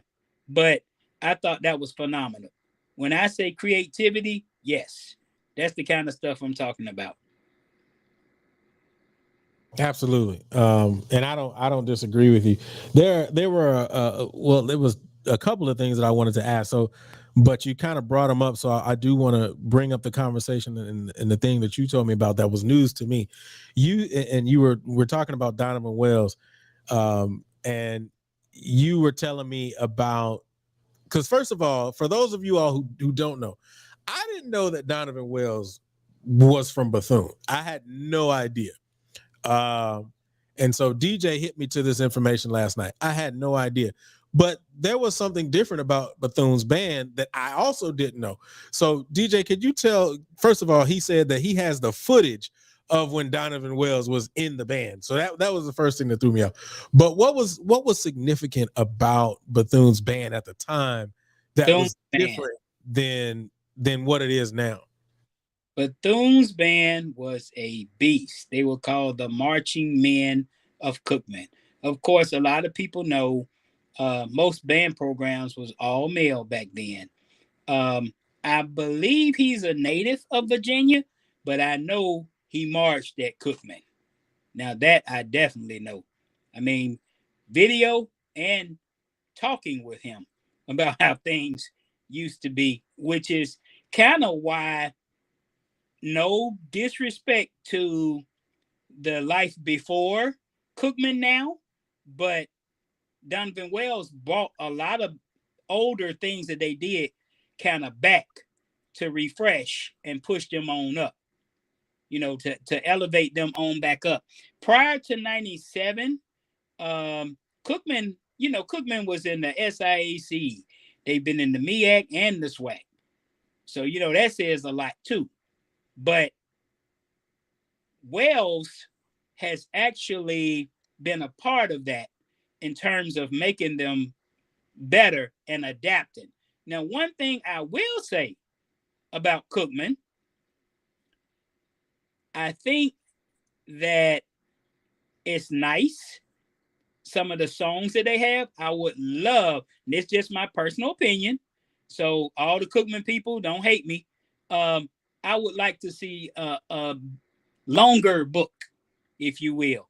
It almost kind of gets predictable. And that's for those of us who watch band footage all the time. It's gotten to a point where time they stand up, I know what they're getting ready to play, depending on the time of what they're about to do, the time of the game, or if it's a battle of the bands. And don't get me wrong, I like their sound, I like what they do. Awesome energy. But I'm just trying to picture them in playing like another tune. Like, you know what I'm saying? The same artist is fine, but like another tune of that artist. Now they're gonna give you the top 10 now. They're gonna do the current stuff, but I guess what I'm talking about is their old stuff. You know, some of that old stuff, either add to it or retire it.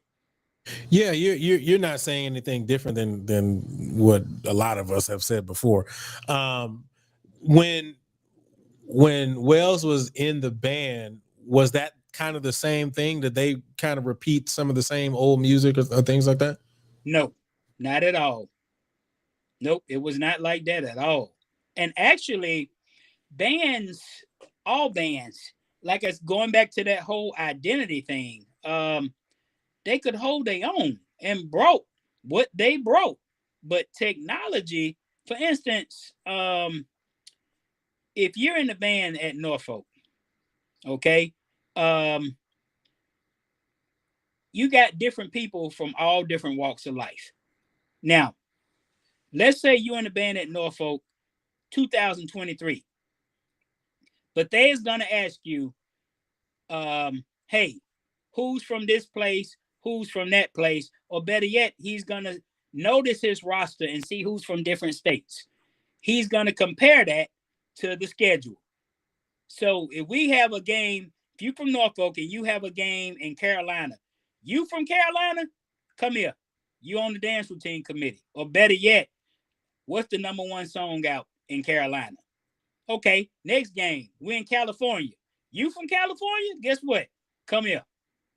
You on the dance routine committee, and I need to know what's the number one song out in California. Now, there are going to be some overlapping number ones, but now there's also going to be some individual number ones. So, you know, that's just food for thought. That's today. So imagine technology back then. You know how we can Google or we can look up charts and look up stats for certain songs? But imagine that, you know, back then when you didn't know, or if you didn't have those kind of people from different places like that. So in other words, and I'm not downing the internet actually provides some good things, but it kind of cripples the element of surprise and rehearse. For us at Southern, you don't know what's coming over that hill. It's called rehearse. You gotta be ready. You got Jackson State coming over this hill.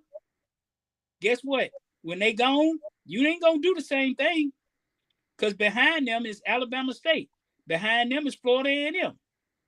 Thus, the phrase, you're gonna be all right by Wednesday. See, if Wednesday comes, what we would do is handle business. We show out Saturday. If you get blown on, you're gonna have a fit. But guess what?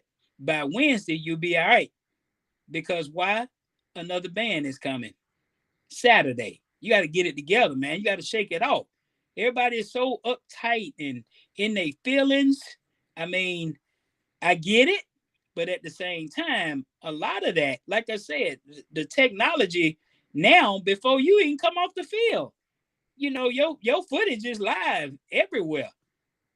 Your footage is already posted. So therefore, the other schools are taking notes to the repertoires of stuff that you're playing. You got, like I said, you got to be prepared, for what's going on. So yes, you do have bands that don't play everything up front, because they in fear that it's gonna get out there. It'll get put out there.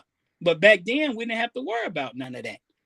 When I was a crab at Southern, man, we didn't have to worry about, hey, they got this many people, they got that many people, and we really didn't ask that kind of thing. Only we had was a regular telephone.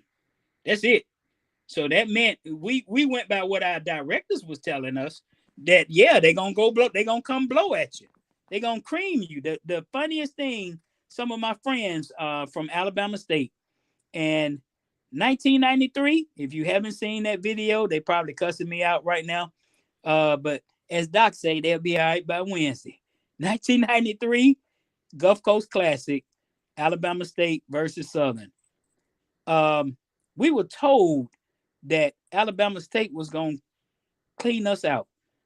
They ready for us. And we were convinced that this going to be the class that's going to drop the ball. So, we practicing hard. Oh, we practicing hard. We were not that big. We was all right. Matter of fact, in 93, Southern didn't have but 14 sousaphones. Don't believe it? Check it out. Matter of fact, that video is also on my page. The buses broke down. So some people knew we weren't that big, but since the buses broke down, we only sent 2 buses of 4. And when we arrived at Alabama State, in Mobile for the game, and they saw we didn't have but 2 buses, oh my God. It seems like they played at least 10 to 14 songs in that first quarter. They was cranking them back to back to back. Bringing it too, because they were deep. And Isaac Greggs got the phone call.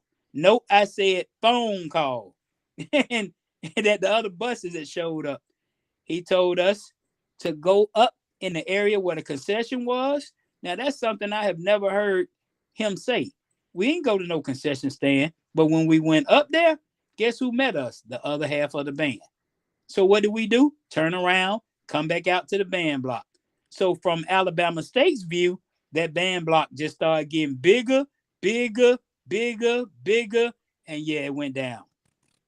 So without letting all of it go, check that out. And matter of fact, September 2nd is going to be the anniversary, the 30th year anniversary of that game.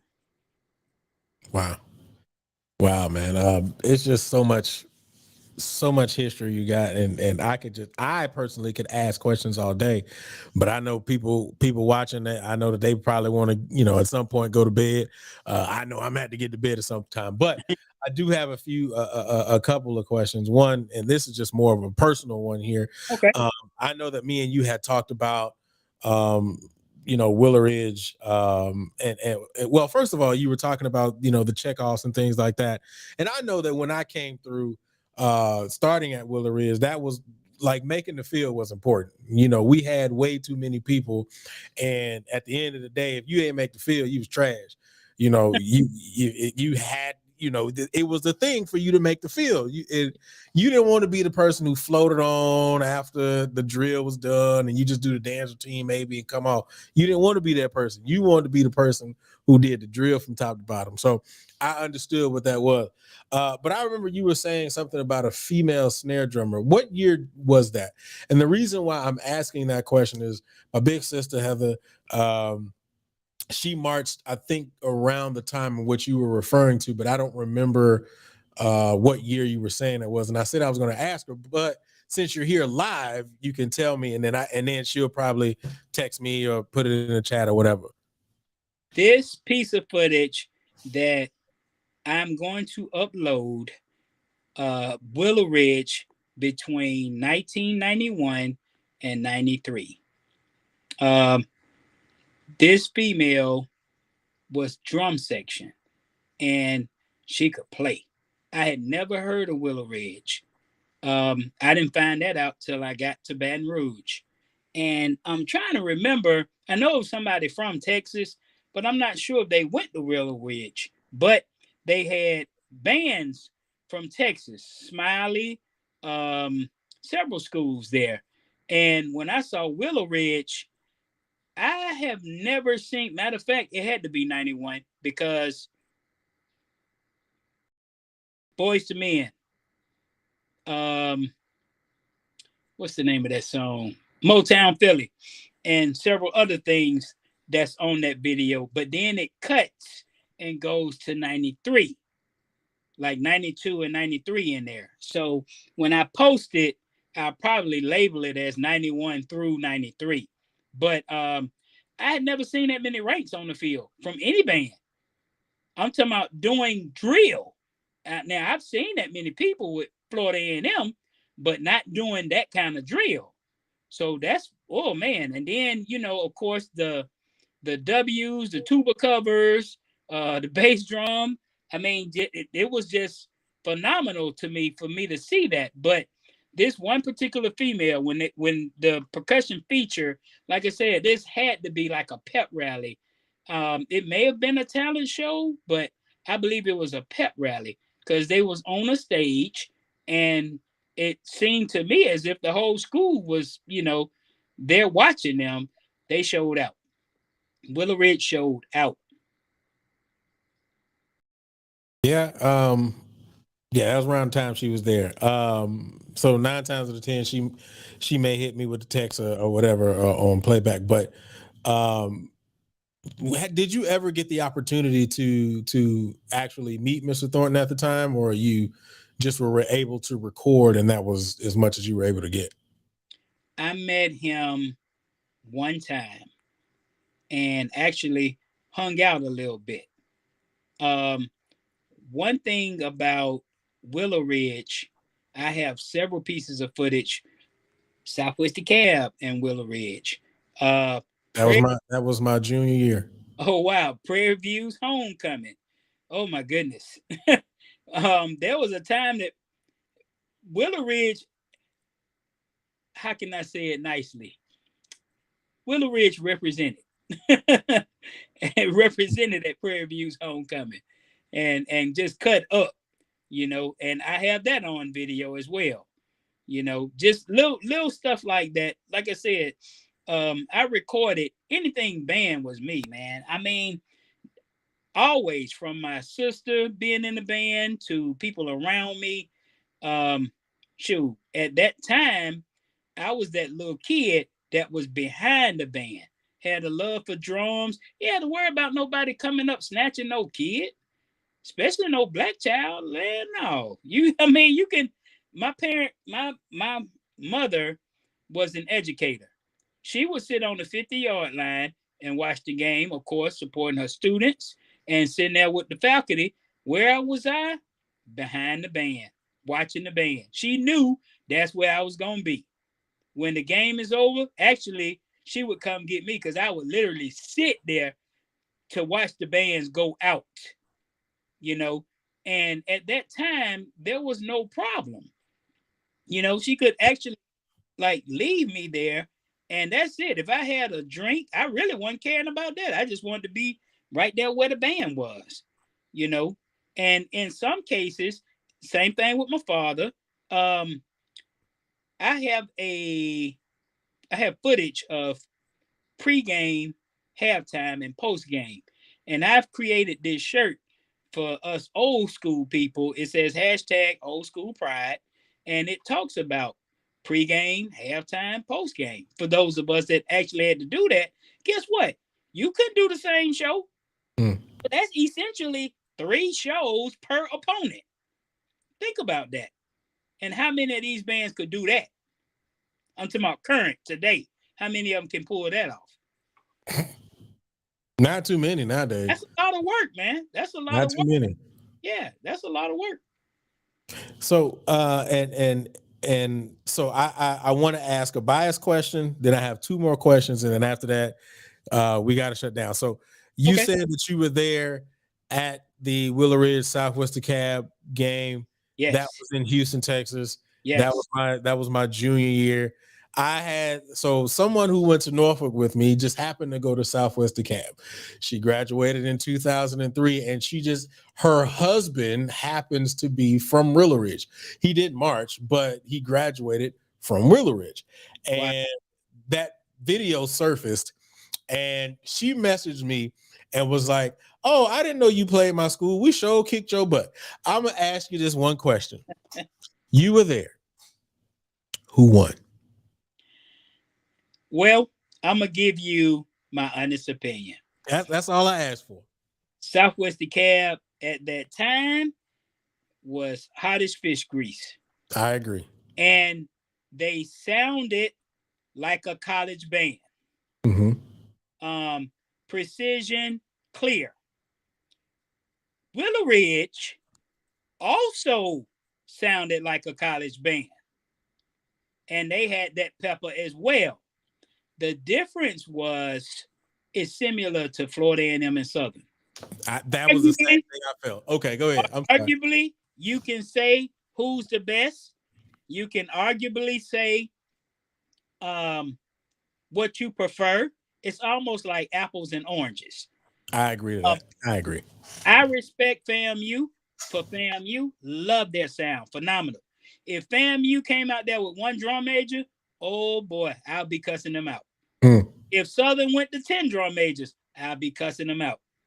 Now, there are some things that Southern do, drill, precision, that's different than Florida A&M, and especially the sound, okay? But now, FAMU does some precision and some drill too, and they do some things different as well. If I had to do an argument comparison, there is no physical band on this planet like Florida A&M. I marched Southern. I will tell you that. That is a fact. You try holding a sousaphone and standing on one side of the 50, and you have to rattle, all the way around, and then come up to the middle, and then throw a sequence and blow. Yeah. Sir, that is not easy. And I'm not just saying that because I'm too old to do it now. I'm just saying. But now, let's go to Southern. You try putting a snare drum right before your kneecap and march a halftime show and kicking every 8. That's not easy. That's not easy at all. That's some physical work as well. So that's why I said they're each to be respected. Now, right. You can filter it how you want.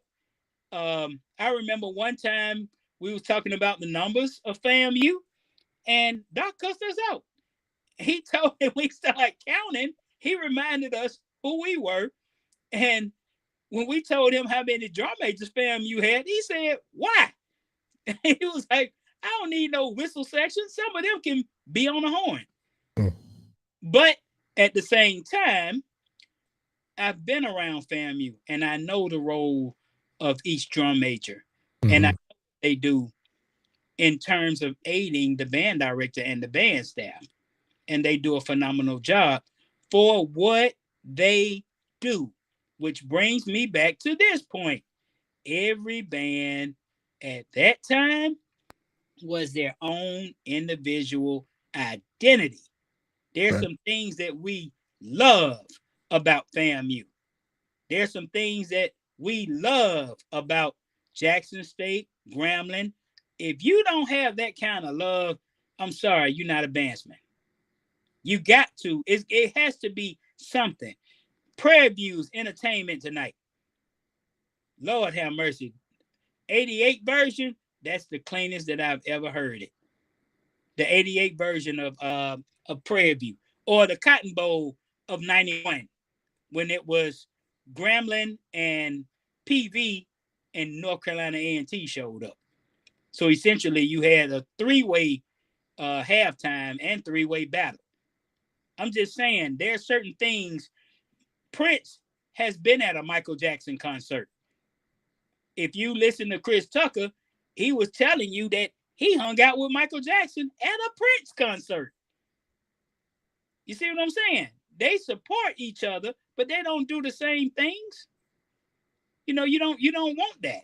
At least I don't. You know, like I said, each band has their own identity. You know, and that's what I miss. I really do miss that. You know, there's things that and not saying nothing sideways, but everybody wasn't always marching with 20-inch cymbals or even 22s. Now I can smile because I was in the drum section. I was in the funk. And I marched against several of you bands who didn't have but 16 inches, like Florida A&M. You know, they had that dominating culture, but everybody wasn't doing that. It depends on where you were, I guess, you know, in the U.S. But I'm just saying, look at everybody now. And it doesn't trickle down to the high schools. You got little kid, middle school, just coming to a high school band, talking about give me some 20s. Bruh, really? Really? You know good and well, you drop that cymbal and almost break your toe if that thing comes off the straps or what have you. So, you know, it's just a lot of stuff like that just to try to imitate these other bands. Everybody can't be a Norfolk or SU or J State or, you know, and so on and so forth. Yeah. Man, everything you said is spot on. And again, just kind of going back to that SWD Ruler thing, that was the way that I felt when I marched against them. You know, I at the time I was a FAM fan. You know, I was a fan of dang near everybody, but you know, I watched a lot of FAM and obviously I was watching on the fifth quarter, but I watched a lot of FAM, I watched a lot of Jackson, and I watched a lot of Southern. And you know, rightfully so, I was a FAM fan. And when I saw, and I had seen Southwest DeKalb a lot of times on video, and when I saw them up close, I was just like, okay, this is different. You know what I'm saying? It's FAM like, it's FAM-esque. And you know, and it's crazy because you know, we talked about it, and when I was at Norfolk and we went down to FAM in 2003, it really reminded me of the Southwest DeKalb performance, where I was just kind of like, all right, this feels like Southwest DeKalb again. So you know, I absolutely agree. Everybody having their own identity.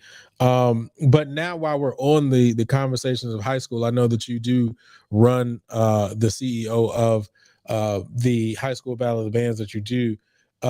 Just tell me what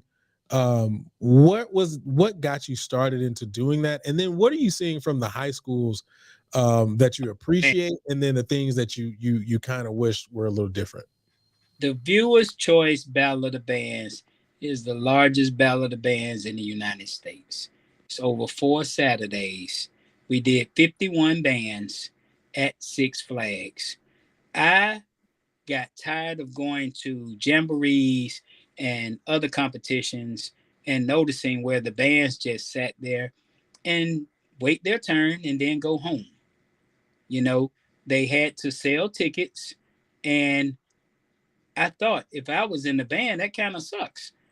I knew the millennium was coming, so the creation of an idea formed to where I said, you know what would make kids have fun, as well as the directors, as well as compete? Light bulb popped in my head, Six Flags. So my competition is held at Six Flags every year. And yes, they go at it. Now, here's another bit of nuggets. DJ, this guy that you're talking to here, was the first one to create round categories for bands. I dare anybody to challenge that. Please show me a piece of any kind of footage. My competition was different rounds, and you had a category. So, in a sense, you could still play what you wanted, but it had to be in that category. So, like, first round, you had to play a march. You're a marching band, you should know a march. That's the musicianship. Next, I think I would have like an 80s drill tune or sometimes a 90s drill tune. We've had a ballad, then a percussion feature, auxiliary feature, and then director's choice. Sometimes we would have arranger's choice. But my point is this: I don't own Six Flags. Yes, you do have to pay. You have to pay discounted tickets. But let that be your end of the year reward trip. You get to come to Atlanta, have fun. It's a lot to do in Atlanta. Six Flags by itself, it's impossible to ride all the rides in one day. That's how huge it is, because it has a water park with it as well. Okay? You get to compete with bands, and that's your end of the year thing.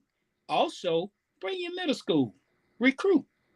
If you're in the 8th grade or you're a 7th grader, rising 8th grader, and you get to come to Atlanta and compete and deal with this, when you get back to school, oh yeah, you doggone right, I'm gonna be in the band. We had a good time. When I started this competition in 2005, there were 2 band directors that told me yes. One of them, shouts out to Wilbert Rollins. He was band director at Carver in New Orleans. And shouts out to Morrell. Jermaine Morrell was band director at Northeast Macon.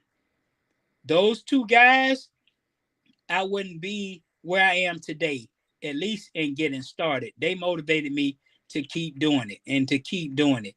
And it grew from 2 bands, like I said, to the 51 over 4 Saturdays. After those 4 Saturdays in a row, yes, we are very tight. After hearing the same songs, yes, we're very tight. What I would love to see more of is a variety of an artist. And I'm dropping this now. This year, the tribute will be Janet Jackson songs. I don't want to hear everybody playing the same Janet Jackson song. She has a catalog, y'all. Arrangers, please get in it and look it up. There are a plethora of songs. The thing is, also, director's choice, that does not mean that you have to do a dance routine. That's fine if that's what you want to do, but it's not required. In terms of what to bring, and this is across the board, not just with high school. Sometimes you're not invited to places. Sometimes you're not participating in places because you don't communicate. You got 13 people in your band, but you're saying you're the director of bands, plural, at such and such high school. In some cases, such and such college. You don't never answer your phone. You don't check email. You don't return none of this stuff. I need you to get it together. And especially with not just my competition, with any other promoter, even media teams.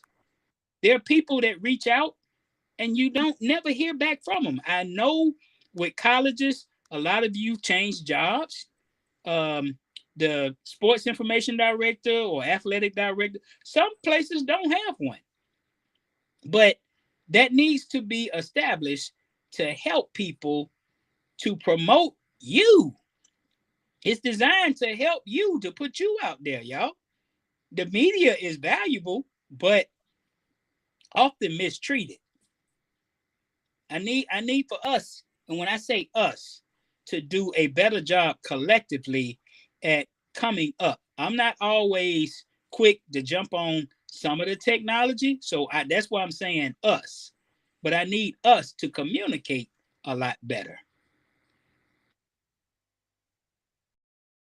Man, you just, I mean, since I've been speaking with you, man, not even just today, just in general, man, you just been dropping, a lot of knowledge and a lot of nuggets. And I mean, just even one of the things that you just kind of harped on is about the arrangers and arranging the same thing. One of the things that I appreciated as being an arranger, specifically for PV, or when I was there, is the fact that I didn't like to arrange the things that most people would arrange. I would always be looking for the thing that was different.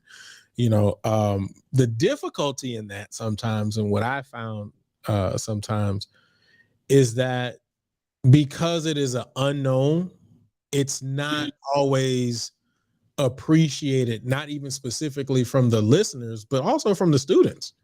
Yep. Because the students only, specifically now in the technology age, they only want to play with all everybody else is playing or what the hot thing is. But sometimes it becomes difficult when you're not arranging, the top 10 from whatever particular album. Sometimes if you reaching deep in that crate and you find a gem somewhere in there that ain't nobody listened to, sometimes it's difficult to try to get that information over. But I am very similar to you, a fan of thinking outside of the box and being different. And, and I think that's one of the things that, being somebody from Houston, that I appreciated about Norfolk was the fact that Norfolk was just different. It just was there was no comparison to anything that I had seen as a fan, as being someone from Willow Ridge, watching the SWAC. I just had not seen anything that Norfolk was doing, and that's what made me gravitate to Norfolk, was the fact that they were playing different things and they were doing things that were just outside of the box. And I just think that it's okay to step outside of the box. One thing that Dr. Sanford said when he came on there, as he was talking about training your audience, the only way that you can comfortably change and be outside of the box is you have to train your audience. They ain't gonna like it maybe the first 2, 3, or 4 times, but those people will graduate and new people will come in and they will get used to the system that you put in. So yeah, I 100% agree with everything you said. 101. And not throwing shade, but Sanford is a Jag too. That is SU 101. I mean, we are known for doing that B-sides. And if I'm not mistaken, there's an incident that I can recall that we would argue about a certain song and somebody else is playing it. On purpose, we don't play it. Mm-hmm. Okay. As an arranger,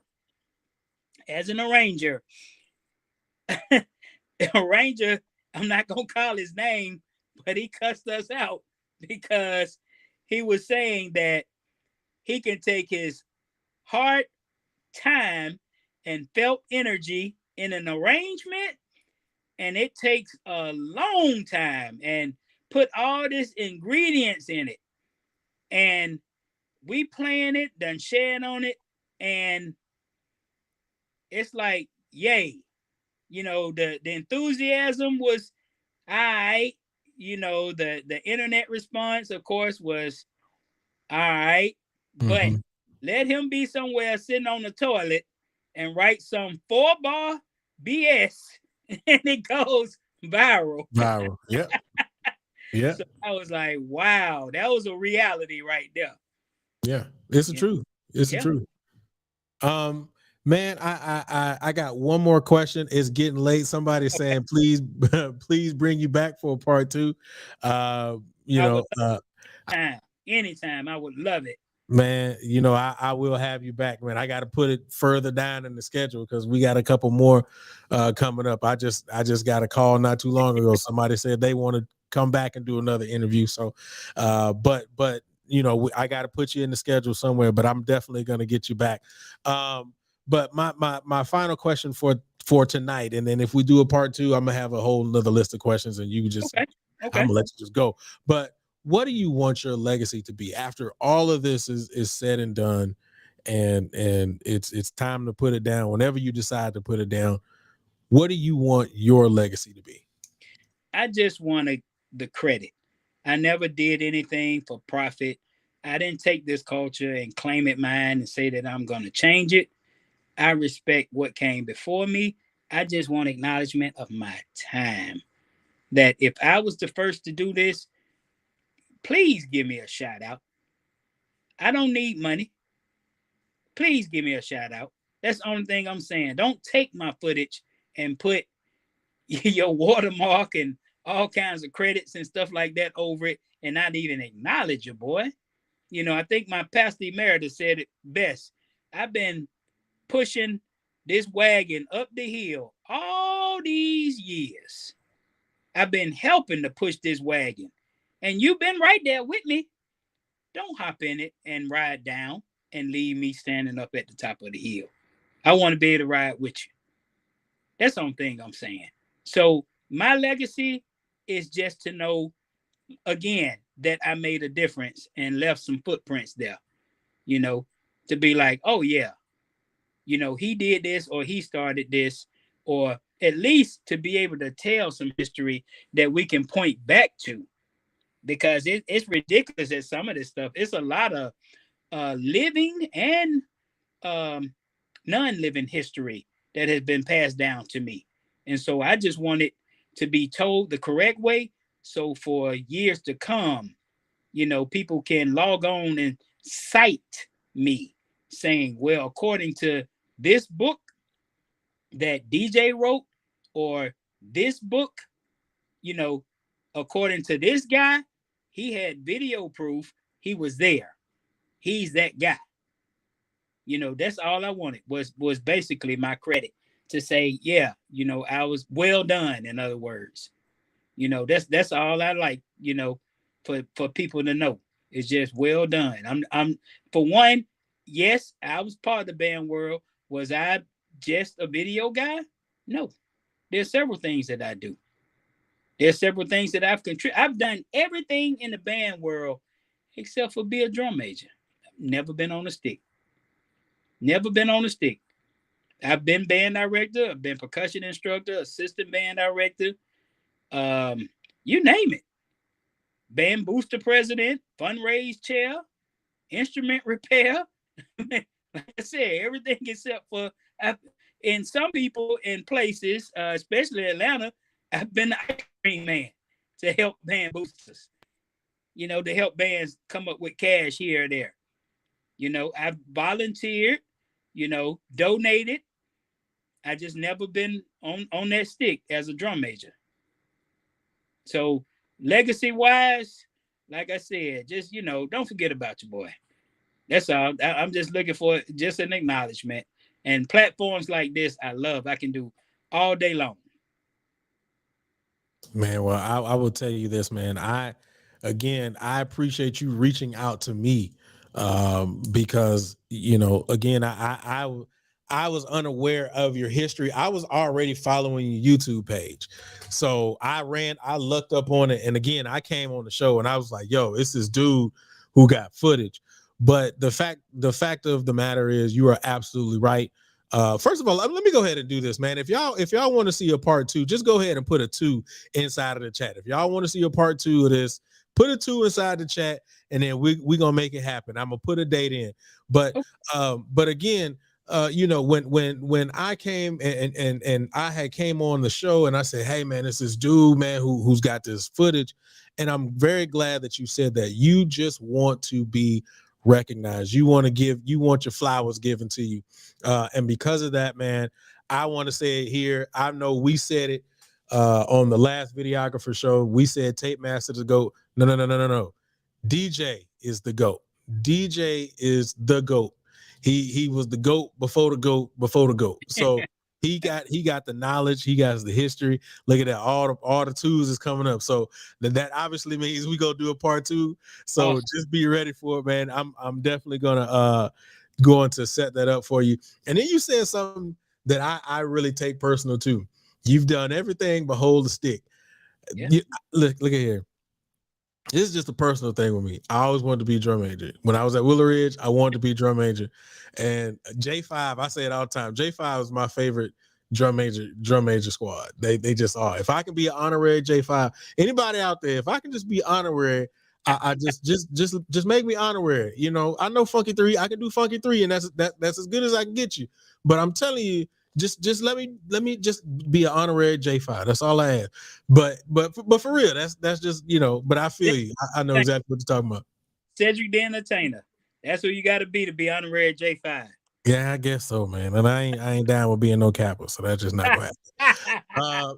Man, so all the 2s is in the chat, man. DJ, I'm gonna get with you offline, man. Probably not tonight, because I'm gonna let you know now. I'm going to sleep. I gotta be in the vault. Okay. All right. Cool. Yeah, cool. And then and again, once again, we'll set it up, man. But I definitely will hit you up tomorrow. But one thing I do want to say, I see my chapter brother INC in here, man. What's going on, bro? I hope that everything is going well with you. Well wishes. Take care of yourself. All that good stuff. So I just wanted to put that out there because I saw him. And then also, I wanted to make sure I said this right, man. Shout out to our new subscriber, Aletha Grant. I saw you come through, and I want to go ahead and give you your love. So shout out to you. But again, it's DJ Gant. It's Aletha. It's Aletha. Aletha Gant was Okay. my very first subscriber for my YouTube page, Man, and for my Battle of the Bands group on Facebook. Man, look at shouts that. out Class of 92, FAMU. Look at that. Look at that there. See, man. Look at that, man. You bring your people over. So if that's the case, if your people coming over here, my people, I need y'all to go to his page. I put his link inside the chat already, but I'm gonna do it again right there. I think my wife put it in earlier. She may be asleep by now. I think she just said, look, it got too late. I got to go. Quan had to step out because he was still in the school at the time. Right. So he had to go ahead and head out. So I'm going to speak for him by saying thank you, man. I appreciate it. Guys, I appreciate it. Remember, you all can go to www.realtalkthattalk.com. You can pick up any of our Talk That Talk merchandise. You can pick up this shirt right here. Tune to truly make your band louder. All right. You can pick that up, man. Just remember, when you get in the checkout, go ahead and type in HBCU Band. You can get 30% off your purchase. Appreciate you. I know DJ is going to appreciate you, Edwin, because he just subscribed to the channel, and he's a juke. I don't know if you know Edwin, but he's a juke, man. So and Edwin, huh? I said okay, and one more shout out to this beautiful blue robe from my brothers of Kappa Kappa Psi. KK, yes sir. All day side. Yeah, man. And see, you sitting up there with the sexy flexi robe on. I ain't got no robe. I still got my t-shirt on. So, but man, I'm telling you, man, this has been a complete gem. We're gonna set up for a part. Again, I'm gonna hit you up tomorrow. It ain't gonna be tonight. I want you to get some sleep. I'm gonna go ahead and get some sleep, and then we'll connect tomorrow, man. This has been super dope.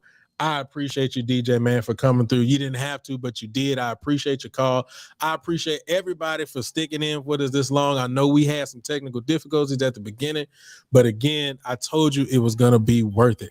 So again, man, I appreciate you, DJ. I appreciate everybody watching, man. We will see you guys on next week.